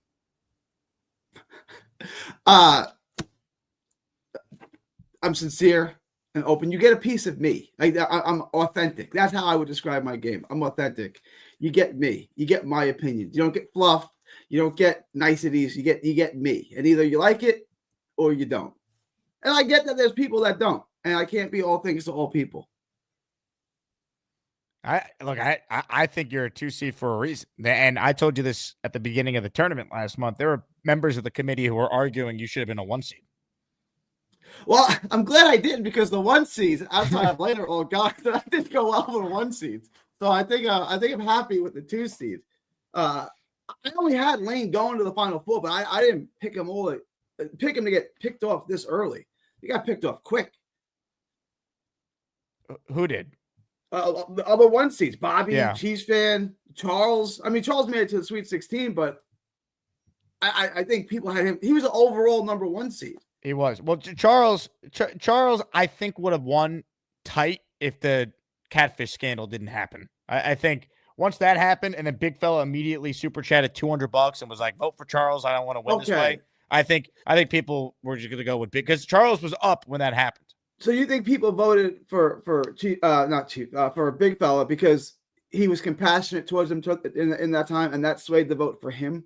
And I think he was sincere too. Like, I don't think he was just saying that to get votes. No, I agree with you. I agree with you. Yeah, the whole Charles thing. And again, we talked to Purple about Mike on Bobby's show. It is a crime what they did. It is extortion. He would say, like, in his expert opinion, he would say it does meet a crime. So hopefully Charles gets restitution. You know, I don't know how all that works. Prostitution or restitution? Well, he was shooting for prostitution. Now maybe he gets restitution. Mike, what type of crime are we talking about here? It's definitely a 1030 charge, aggravated identity theft, wire fraud, and it is extortion because you're impersonating something. You're getting someone to give you money without, with like lying under intent. So it's an extortion charge too. So there's 3 different charges there. But the dude's a Nigerian, and he's not going to get extradited, and it's not enough money for really people to work it unless he's part of like it's like a big criminal enterprise. You know, it's got to be like millions of dollars for us to even look at it, honestly. So unless he's part of a network, chances are it's not happening. But the good news is he used his bank, so there's a chance that the payment can get stopped. But he did tell me, well, whatever. I'm not getting his stuff out there. Who cares? We already talked about it. We can move on. He's a changed man. Yeah. He learned his lesson. And I'm going to make this work to go to the draft party now. I'm going to to see Charles. I'm going to make this work. Gary, you coming up actually? Nah, I was trying to plan around it. I can't. I wanted to be there. I'll be out there this summer first. If Jake has any events over the summer, I'm trying to make the summer things slow down for me. Well, you made the Long Island meetup last year. It was in the summer, was it not? It was in June. So. Yeah. See? Are you doing another Long Island meetup? I don't have a date or a concrete plan for it yet, but I'd like to. I thought last year was a blast. I'm thinking maybe I do a cookout, ASMANIAC cookout. Ooh. We'll see. Gears are turning. High protein fatty meats. My thing. That's my thing. Ribs, baby. Ribs. All day. We're going to do a butter off, baby. Just sticks of butter. Everyone's going to be pounding butter sticks. I don't know how you can eat straight butter, though. I can't do that. That's crazy. I'm not trying to sound like a butter snob, but I eat butter that my wife gets from France. And it's like one of the best things you ever taste, right? So it takes, that is so salty and so smooth. But like if you had to like just eat a stick of Kerrygold butter, it takes, it's like drinking whiskey. Like no one likes it initially, but you build a, it's an acquired taste. That's what I'm trying to say. It's an acquired thing. Like you'll That's get the butter used to I it. like. I like the Kerrygold, the Irish butter. That's what I use for everything. Kerrygold, it's good, but it's like saying that's good pizza in Florida. It's like, okay, well, have you been to New York? Yeah. Have you? You know what I'm saying? It's good until you get like what's actually really. And I'm not trying to sound like a butter snob. I am a pizza snob. Where do you get that? I'm not a butter snob. Where do you get the French butter from? My wife gets it from Paris. My wife's a flight attendant. She flies over once every other month to Paris to get the butter. Then I can't even get that. It's not, if it's not at Whole Foods, then I'm kind of fucked. Yeah, I know. There's no. I mean, there's nowhere in this continent that you're getting that butter from, right? Like she goes specifically for that butter and some coffee, and then she comes back with it. So we're having a butter eating contest at the draft party now. Ted wants to do it, so I'm in. I think Bobby would give me a run for my money in the butter eating contest. I think I could win, but Bobby would be my chief competitor there. Eats a lot of butter. Gary, if you win the tournament, I will present you with the best of the best trophy in person at the draft party if you can make it somehow. All right. I got 2 special needs kids and a wife. I can't just get up and go. Like it's not that easy. I'm not coming in from Jersey. I'm coming in from Texas. All right, I have an idea. All right, hear me out. Send your natty on your behalf to accept the trophy. If your she's got family she can stay with in Jersey. You're just gonna. She can stay with me. Yeah, sure she can. You're welcome. I'm not gonna get. I'll put in a good word for you, Jake. I'll say Jake's a great guy. You should pursue that Jake, and then you can have at it. Okay. Yeah, I appreciate it. I don't hate. I don't do long distance. Asmaniac lands it. Can't do long distance. Gary, have the nanny do a video. Guaranteed win. It's true. He's probably saving. He's saving the natty. 30-second video, dude. That's it. He's saving the natty. He's saving the natty is something you got to pull out in like either the Elite 8 or the Final 4. Jake's right. Yeah. But I think honestly, this is a tough matchup. Craig beat Sarah, and then who did Craig beat in the second round? Let me check the bracket here. Craig beat Jets Johnny in the second round. Okay, Jet Johnny beat Allen. That's not easy work, right? Like Craig is good. Everyone likes Craig. Craig has a great backstory. Craig has snakes. Craig has boomerangs. Craig has a Texas flag. Craig loves New York. Craig could be a tour guide in New York. Like Craig. Didn't Craig is see Bobby? Didn't he fly down or something? He's one of the great ones, man. Craig's a real one, man. He's committed. Like I'm not trying to disrespect JQuest or Rickie. I would rather see one of them than see Craig. Like honestly, Craig is going to be tough to beat, man. Look, Craig is beloved, and you're polarizing, but you're entertaining. So I do wonder where the chat will go with this. We've seen OGs of the show and true Jet fans do well. You both fall in that category. So I'm very curious to see where the voters go with this one. And the voters should vote for me. I've given you a lot. I've given you butter. I've given you nutrition. I've given you great take. I give you great male take in the manosphere. I've given you great takes on how to deal with women, what to expect from women, right? How to treat women, right? How to avoid porn and prostitutes and strip clubs. Avoid that. It's going to lead to what happened with our boy Charles. Just avoid all of it altogether. I'm the family values candidate. I've heard someone called me that in the chat, but I'm the family values candidate. Vote for me. And I've given you Brock Bowers too. That was me. Gas station pizza, you chicken and pasta. You're giving us a lot, Gary. I just hope I don't have to go up against Lane at any point because I'm going to say I gave you Brock Bowers, and he's got I gave you Dixon Hall and Knoble. Yeah, that's true. Checkmate, pal. That's assuming Lane even knows he's competing that day. Right. Lane's tough to get a hold of. We haven't been able to reach him to let him know he's going tomorrow. So Lane was the one that I didn't want to see at all. Like, can he get picked up somewhere before I would see him in the final Lane four? Is going to be tough to beat. Lane is going to be very tough to beat. Wow, he gave us Dixon Hall and Knoble. Craig has given you all me. That's true. That's true. I mean, he's not lying. There's going to be an Asmaniac wedding because of Craig. I'm not saying you should vote for Craig. You should vote for me. I'm just saying Craig's tough to beat. Cool. You should vote for me. I mean, he left his life to go to Australia, which is crazy. and it worked out. It's awesome. Because Craig played matchmaker. Not really, but kind of. You know, Craig played matchmaker there. My YouTube chat played matchmaker. It's unbelievable. The question I have is, where is the wedding going to be if it happens? Is it in Australia or the U.S.? It's got to be it's her wedding, right? You get. Yeah, I mean, gotta be Australia. She's the bride's wedding. You're just going along for the ride. I'm just asking. Unless she wants to get my wife has family like everywhere. She's got family in Chicago. She's got family in Atlanta. She's got family in Alabama. She's got family in Georgia. So we did the wedding in New York because at least like she had family in New York too. Like there were people there. Like it was like a bunch of people there. But it's tough when you have family all over the place. It's difficult. Is Bobby going to be the best man? Dicker, the kicker, wants to know. How many Asmaniacs will get invited? That's a question to be answered too. Oh yeah, I wanted to ask Matt O'Leary this morning where I'm sitting at his wedding after I win this contest. Does he have me sitting next to the Jets people, or am I on an island with people I don't know? That is true. Would you be at the Jet content creator table, or since you won the tournament, would you be the best man and have to give the speech? Oh, I get to be the best man? I don't know. Matt didn't say. Matt has to convince his wife first. Wait, I mean, Matt's a man of his word. The winner gets to be. Well, he didn't. So this morning on the show, he said that his wife hasn't given him the okay yet. He said he's working on it.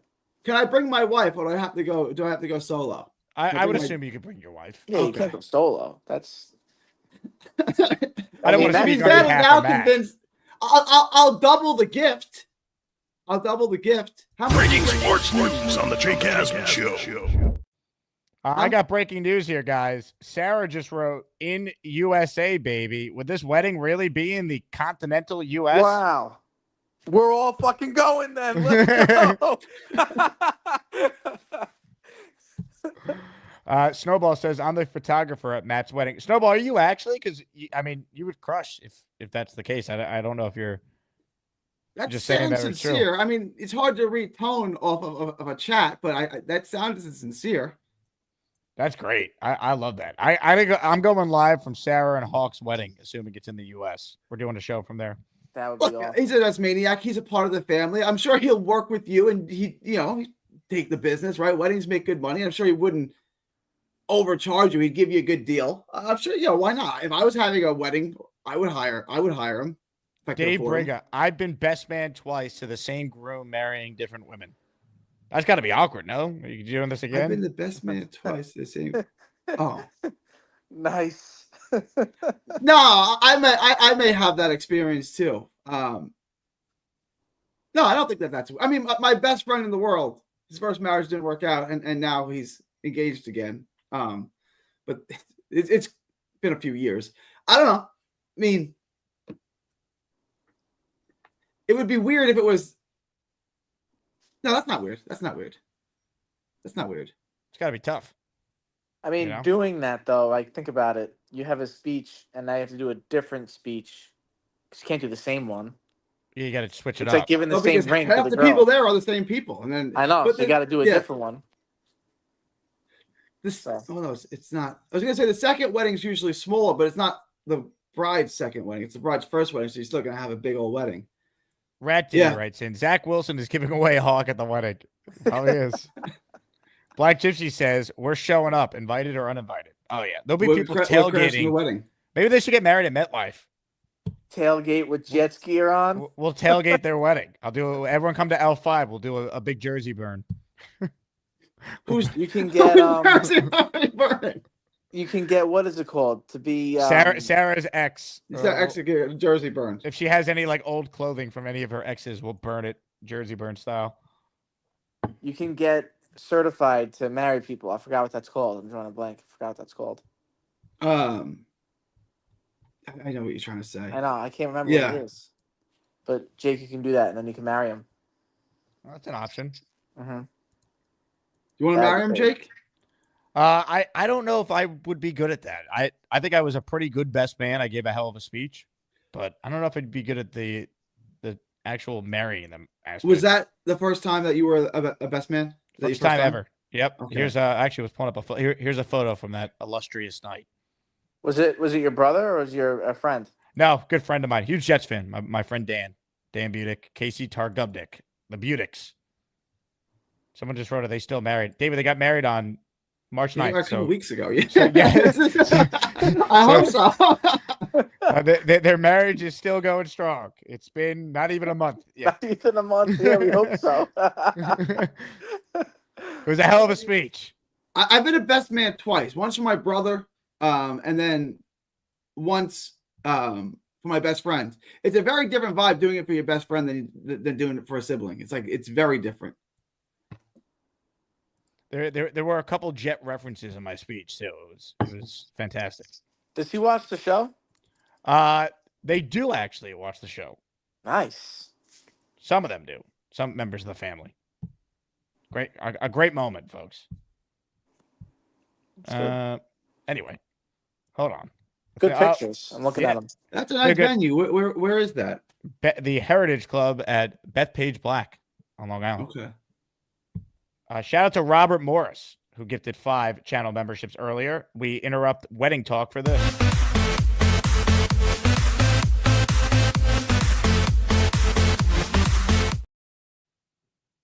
Joey Jersey, Jeff, Azuma, Rich Samini's Krusty Tissue, and Judge Jenna received memberships. What was that, Mike? Is that video, is that AI or that was real too?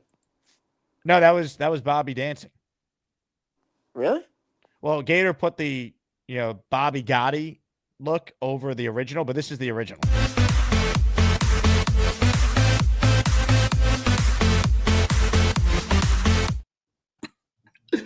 Yeah, he's got a good head of hair. I don't know why he always wore a hat when he's got a head of hair. He's got like a great head of hair. He's got like look at my hair. I would die for that. He's got great hair. Like, why are you covering that up with a hat? You don't see me wearing hats. I would die for that hair. He's got quite a head of hair, man. I'm like a cone head over here. It's bald as shit. You look good, Mike. Some people look better bald. I guess. My wife doesn't care, so that's good. But yeah, I had hair when we met. That's really all that matters. Yeah, I mean, you're a married man. No one else's opinion really matters. I know her opinion matters. That's it. Okay. She doesn't care. She actually likes it. Sometimes she goes like this, polish my bald head. If everyone in the world loved it, and she hated it, well, you got to get rid of it, right? You know what I'm saying? Like, it's just no one else's opinion really matters. Yeah. Rickie NY, who's cruising to a victory, is in the raffle for one. If you missed it earlier, Emerson Boozer sign helmet added to the ASMANIAC raffle. So keep that in mind if you want in on that.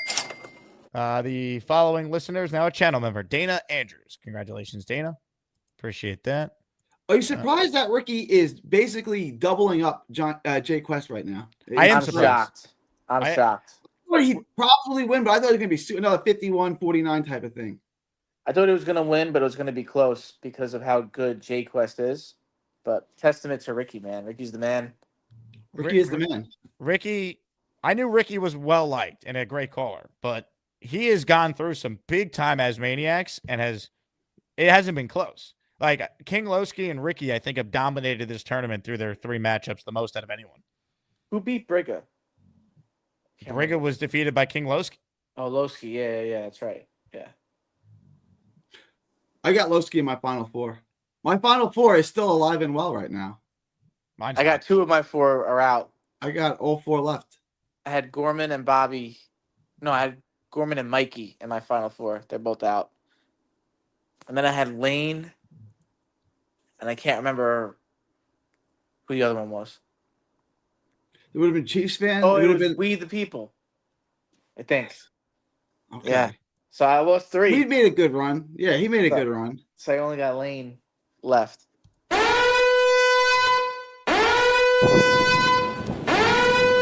Stop. There he is. Can't hear you guys. Can you hear me? JQuest. Yeah, can you hear us? Yeah, man. We got the Bobby Midnight thing going on. You know who lives over here? Who's that? I'm in Jamaica, Queens right now. There's all the people that ICE wants to get.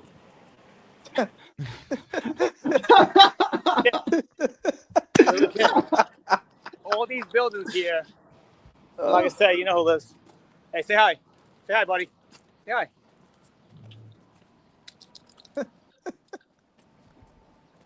But listen, you got to join the Patreon if you're not on the Patreon, right? That's where all the good shit happens. It's true. Support Jake. It's only $5 a month. If you sign up for the year, you get 15% off. I think I signed up for the whole year. 20% now. 20. Sign up, baby. That's all the shit you get to hear. Gary fucking curse out Kyle Clifton. Kyle Clifton yelling at I don't Gary. curse people out though. I don't use potty mouth. No, I know. You're good. You're good. That's where the fun happens, though, baby. Join the Patreon. Come to the meetups. Meet us up. And I got to cross the street. Let's see if I get hit by a car. Are you ready for the draft party, JQuest? I'm hearing rumblings of you reenacting the famous Bobby Midnight hump at the venue. I'm going to hump the fuck out of Bobby if he shows up. I'll say that much. Hell yeah. I'm going to go, so I'll see you there. Wait, I got to buy my ticket. Can you post that in the chat, Jake? Yes. I got to buy my ticket. All right. Everyone, get your tickets, folks. Get your tickets. JQuest, you're the man. Yeah, Gary, I got to call, guys. Thank you. I got more callers on hold. Here we go.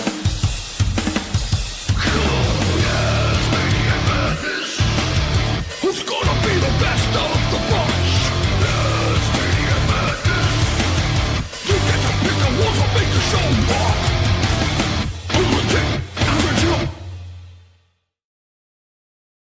Absolutely incredible DM I just received from Charles.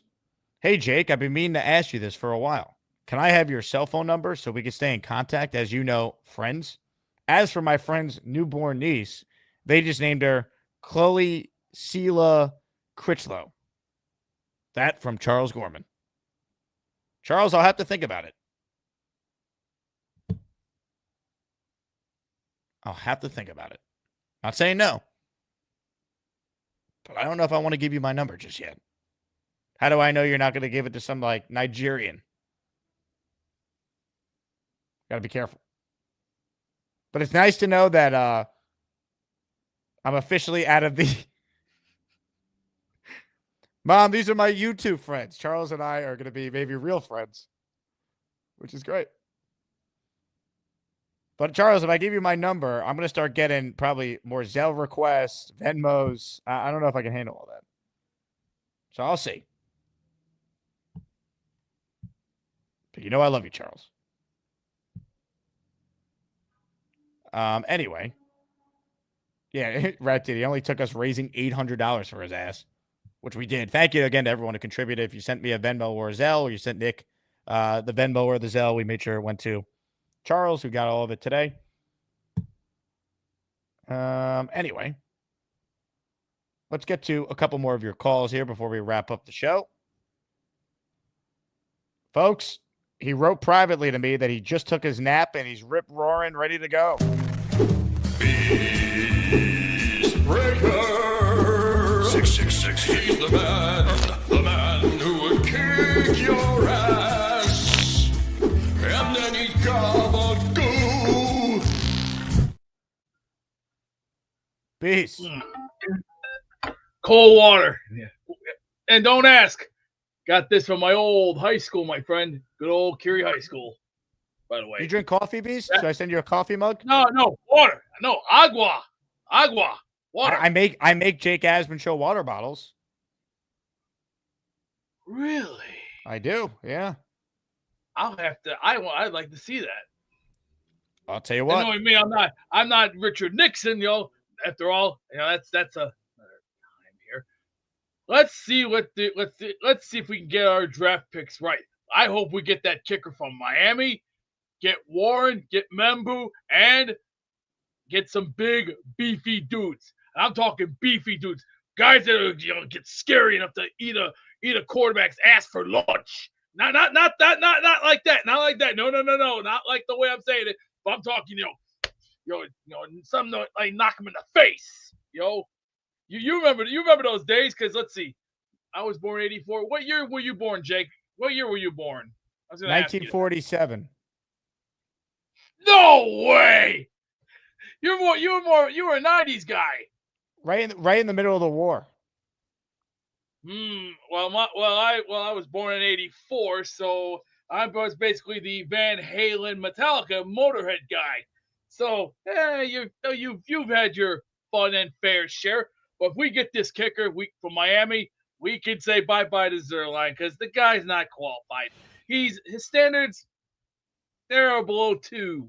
2 is not good. 10 is at least, average to above par. And I like something with a par and standard quality. See, standards have to be recommended. If you don't have standards, you're not welcome here. I'm sorry. See, it's called business is business. If you want to make it here to the Jets, you gotta show yourself. You just can't hide in the back room or do a I just want to hide. I don't want to show myself. You have to show yourself. You have to do it. It's called. You need also ID. You also need to show up to work. You need to show yourself that you want to be here. You want to be real. You want to be personal, and you want to work with your teammates, and you want to fit in with the people.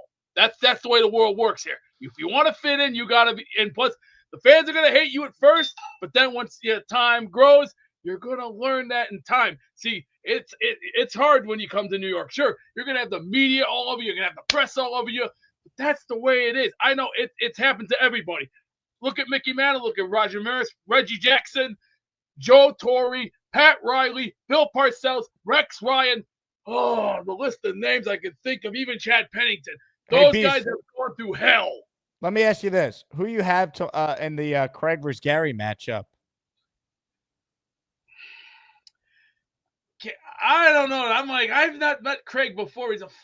He's a down under guy. I know that. And he's not too bad. I'm not going to answer this question. It's called you guys can wait your turn like everybody else. I'm sorry. Who's calling the Beast Mobile? I have no idea, but I'm not answering it. I keep getting thousands of these spam calls, but you know what I do with them? I ignore them. I just say, see ya, bye. I don't know you. So if I don't know you and it's a spam call, see ya. Would you say Beast Enterprises is booming? Storm Enterprises is red hot. See, I have 5 of the top corporations in the USA, and I keep them very, very strong. See, you got to remember, if you don't have the one word, and I can't think of that word, Brigham brought that word up, intelligence. Intelligence is another key word. If you don't have that intelligence in you, then you ain't got shit. That's the difference. Facts and fiction are everything, but in reality, 99.9%. If you want to be in New York, you have to show yourself every day. Doesn't matter if it's in the newspapers. It doesn't matter when you come to MetLife Stadium. It doesn't matter what you do, but you have to be real. You can't be fake. You want to be real? Come here, show us, and we'll give it to you. 99.9%. Oh boy, here is the man who eats more butter than I do. Okay, I'm going to ask you this question. What butter would you rather prefer? Sweet cream butter or unsalted butter? I like salted butter. Very good. See, I'm a cream cheese guy. I love cream cheese. Let me just say this. When it comes to bagels, I'm an Asiago man myself. I don't mind. I have no problem with blueberry bagels. I don't have a problem with cinnamon. And I sure as hell don't have a problem with Parmesan. I love my Parmesan. Oh, Leon M. Hey, little boy, your days of the old are yesterday's news. See you later, alligator. Bon voyage. Ding dong day. Ciao. Decker likes the blueberry bagel and the strawberry bagel. I like everything bagel or poppy bagel. More traditional. Strawberry bagel? I've never seen a strawberry bagel. I'm sorry. Oh, Gary, did you hear the 3-way dance that I called out? I want to see you and Chef Kevin in a 3-way dance. But not right now. Not right now, because you're going to Vegas. It'll come when the time is right. Remember these words. If you build it, he will come. You remember those words? No. Hey, Mike these nuts. Hey, buddy boy. Focus on yourself. Don't worry about me. Worry about you. Thank you. I don't want to hear your baloney-ness. Now get out of here. Barbarossa, how about just a well, Barbarossa, it is a three-way dance. I want to keep it a three-way dance. I want to see where it goes first. You got to build a storyline. It's like wrestling. You want to build a storyline, you got to build it up nicely. Build it up as it goes. It's business. Chiefs fan. I've never seen this guy before. Yo, Hello. what up? How you feeling? I'm just checking my messages about the job, I see Denny's, that. and all that. Do you want to see this three-way dance between me, 3D Boxing, and Chef Kevin in a three-way dance? Who Sure, why can make not? the best pizza on the planet? I'm down. Like, I got my cast off. I'm down. Hey, what happened to your wrist? Fell on black ice on a. Oh, Yeah, I healed very fast. I took a bunch of supplements. 3 more weeks of this, and some X-rays, and maybe 3 more weeks.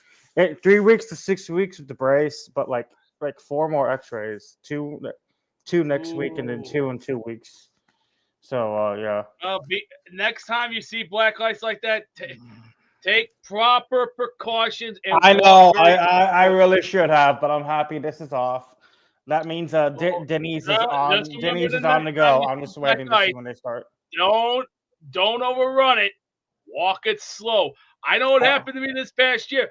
I was going down a flight of stairs. I almost slipped, fell, and almost busted my shit nasty style. I've done that. I've done that plenty of times when I was drunk, when I was younger.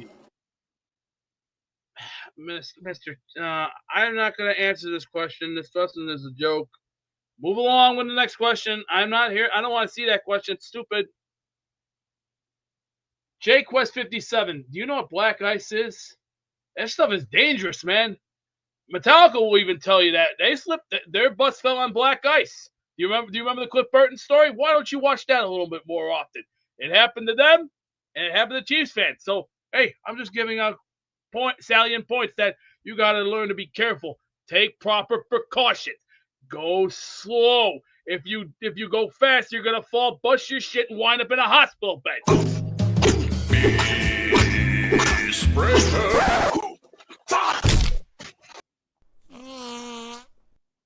Excellent call there, Beast. Well said. Weed the People is on the line. He's next. Hey, Weed. Jake, how you doing, man? Weed, how are you?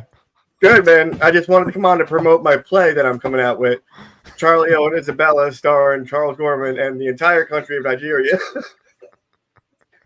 It's a Shakespearean tale of love, betrayal, and restitution.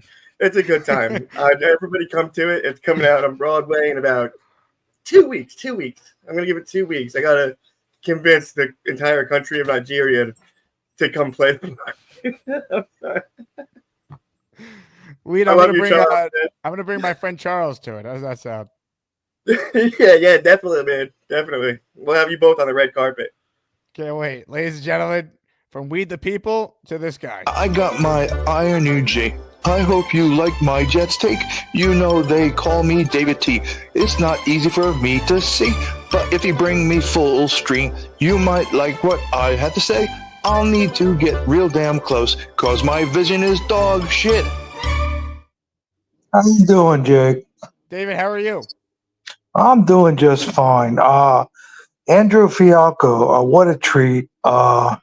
He's so intelligent and knowledgeable, and whatever he chooses to do in life, teacher, coach, or just, coaching and otherwise, I got a gut feeling he has a great career ahead of him.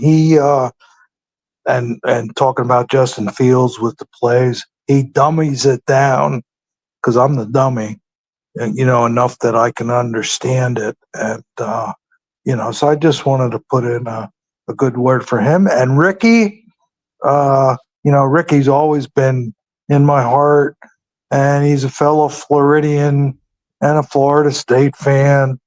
And he really struck a nerve when he said, he hopes that the Asmaniacs could get down to the Tampa Bay game. I know there's 3 games in Florida this year, Tampa, Jacksonville, and Miami. But That's my hope too, Mr. Ricky. David, you're the man. Who you have in the battle on the show tomorrow? You going with Craig or Gary? It's a really tough choice. But I'm going with Craig. Going with Craig. How about the first one on the show tomorrow? The Lane Train, the only one seed left against Kyle Clifton. Oh my God, I love Kyle Clifton, but the Lane Train is just, 3,000 times in my heart.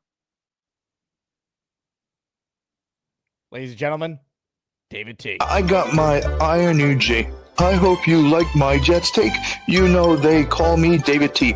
It's not easy for me to see, but if you bring me full stream, you might like what I had to say.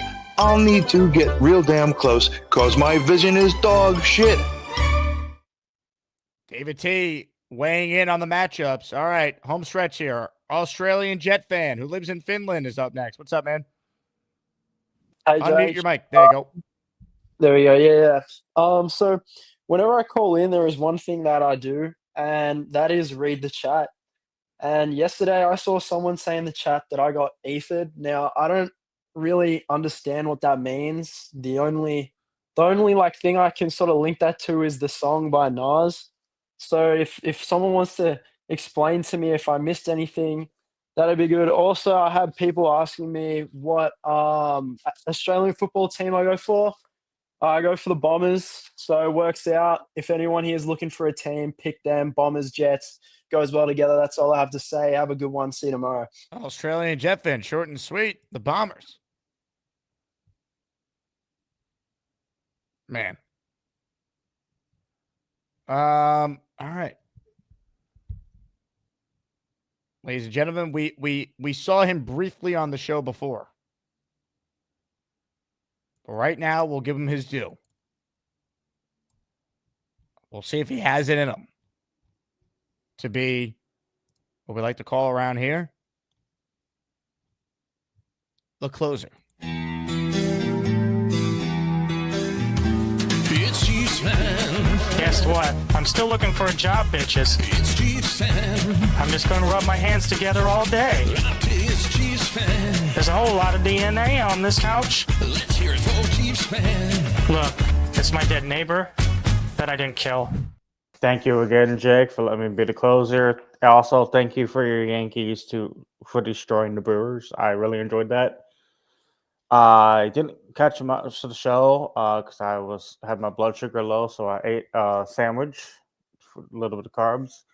Glad to see you have Frankie back on. I'm glad that this cast is off. The bones are healing good. Drinking a gallon of milk every 7 days has been pushing through with the vitamins and all that. And as for draft talk, I really, really hope you guys go for wide receiver or tight end. I would be surprised if you guys go lineman because I think you guys are good on linemen. But this is a question for you in chat. Do you think any defensive players are worth a first round pick if you trade back, Jake? I think there could be. Okay. It depends on how far back they're going, though. Like, I wouldn't take a safety in the top 15. I wouldn't take. I'm thinking you guys don't go past 12 or 13. That's the aspect. Like, there's no way you guys trade back to 18. You would have to get like a second, like some sort of second round pick from next year. Dave Briga says that you're a very unhealthy person. Is this true? I'm not. Well, I'm trying to lose weight, but I'm trying to eat better, trying to lose weight. I did put on like 5 to 7 pounds since I had my cast on. I'm hoping to drop that immediately. So now that the cast is off, are you able to work out again?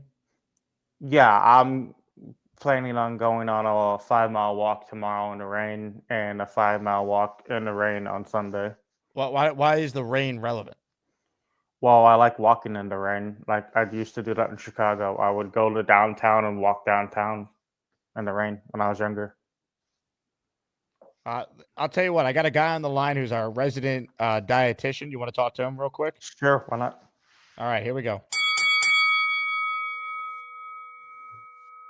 What up? Chiefs, Yeah, and the only okay. thing you need to be healthy is fatty meat and water. That's it. Did you hear what RFK Jr. told the governor of West Virginia? No. He said you should go on a carnivore diet to lose that weight. What do you think about keto? Because I was recommended keto by my doctor. Well, yeah, carnivore is a type of keto diet. So keto just means a low carb diet that's going to have you burning ketosis, as opposed to glucose. Yeah, you're born in womb. You're running off ketones. When you're born, you're running off ketones. When you're feeding off your mom, you're feeding off ketones. You don't stop feeding off ketones until you're fed garbage, like what's in the formula you get from the store and stuff. Yeah, but you're born and you're intended to run on ketones. Let me just say this real fast to Gary. The keto breakfast my doctor wants me to do is 1 fried egg, some bacon, and some coffee. I don't do coffee. Do you know what would be a good replacement? Tea? You don't need coffee. Just most people drink coffee. You'd probably be better off not drinking coffee at all. All right. You know what I'm saying? I don't drink coffee because it affects my gut. Then don't drink coffee. Yeah. Do you drink tea?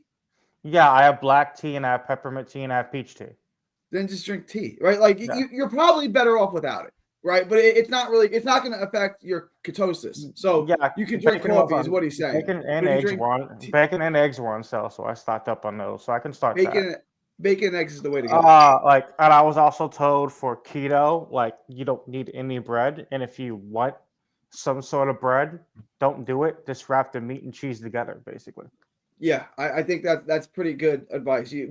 Bread, I love bread too, but there's not. Don't eat bread. It's pure sugar. It breaks down as pure sugar. Don't eat bread. I'm gonna probably piss you off, but like I make a small pan of cornbread and eat it like during the last week of the month.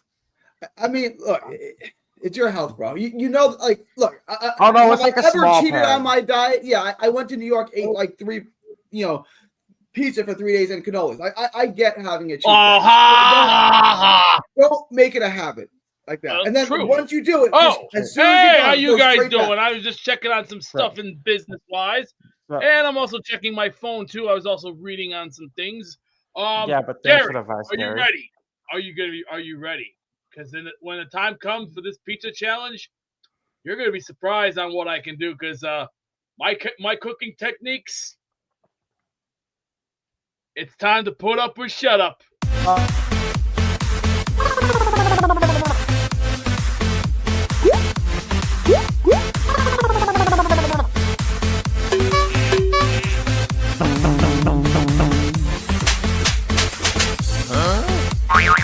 I can't think of a better way for this show to end. Unreal. Ladies and gentlemen, let's officially make Rickie NY a winner in our Sweet 16 matchup on the show, because officially Rickie is moving on to the regional final. Rickie heads to the Elite Eight. Congrats to Rickie NY. He wins over a great opponent who had a great run in this ASMANIAC Madness tournament. JQuest, 63-36, the final. 485 votes were cast. Congratulations to Rickie NY on his win. And once again, I can't say enough great things about JQuest. He fought hard in this tournament.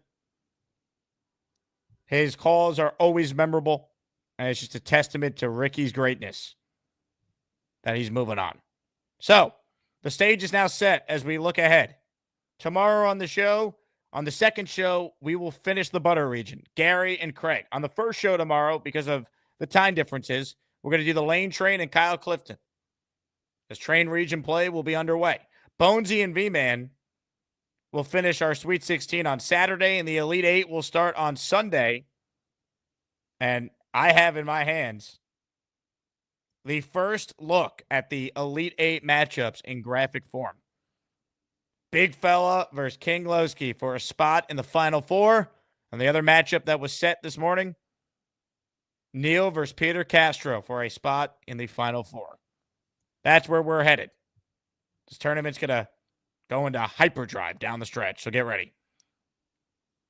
Ladies and gentlemen, that's the show. Congrats again to Rickie. Thank you to everyone who watched, everyone who gifted a channel membership. Couldn't have done it without you. Make sure you join the Patreon. Perp About Mike, thank you. I saw you got your draft ticket. I saw I had a super chat from Indy about the promo code for the merch store. Indy, I emailed it to you. If you can't figure out where it is on Patreon, but I sent you it. So check your email. Dick Chimney's burner. We put that up on the screen when Beast was on. Rat Diddy made a funny comment earlier about Beastbreaker having a Discord girlfriend. God. Anyway, love you all. Thanks again for watching. We're back tomorrow, 10 a.m. Nick Faria should be the guest, so tune in for that. And then we'll be back in the afternoon for what is always an enthralling Friday afternoon program.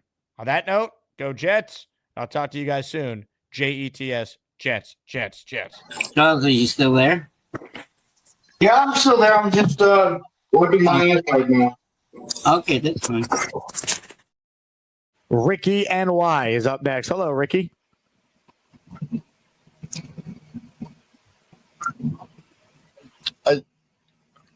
Okay, did you lose me? What's up, Rickie? At any rate, I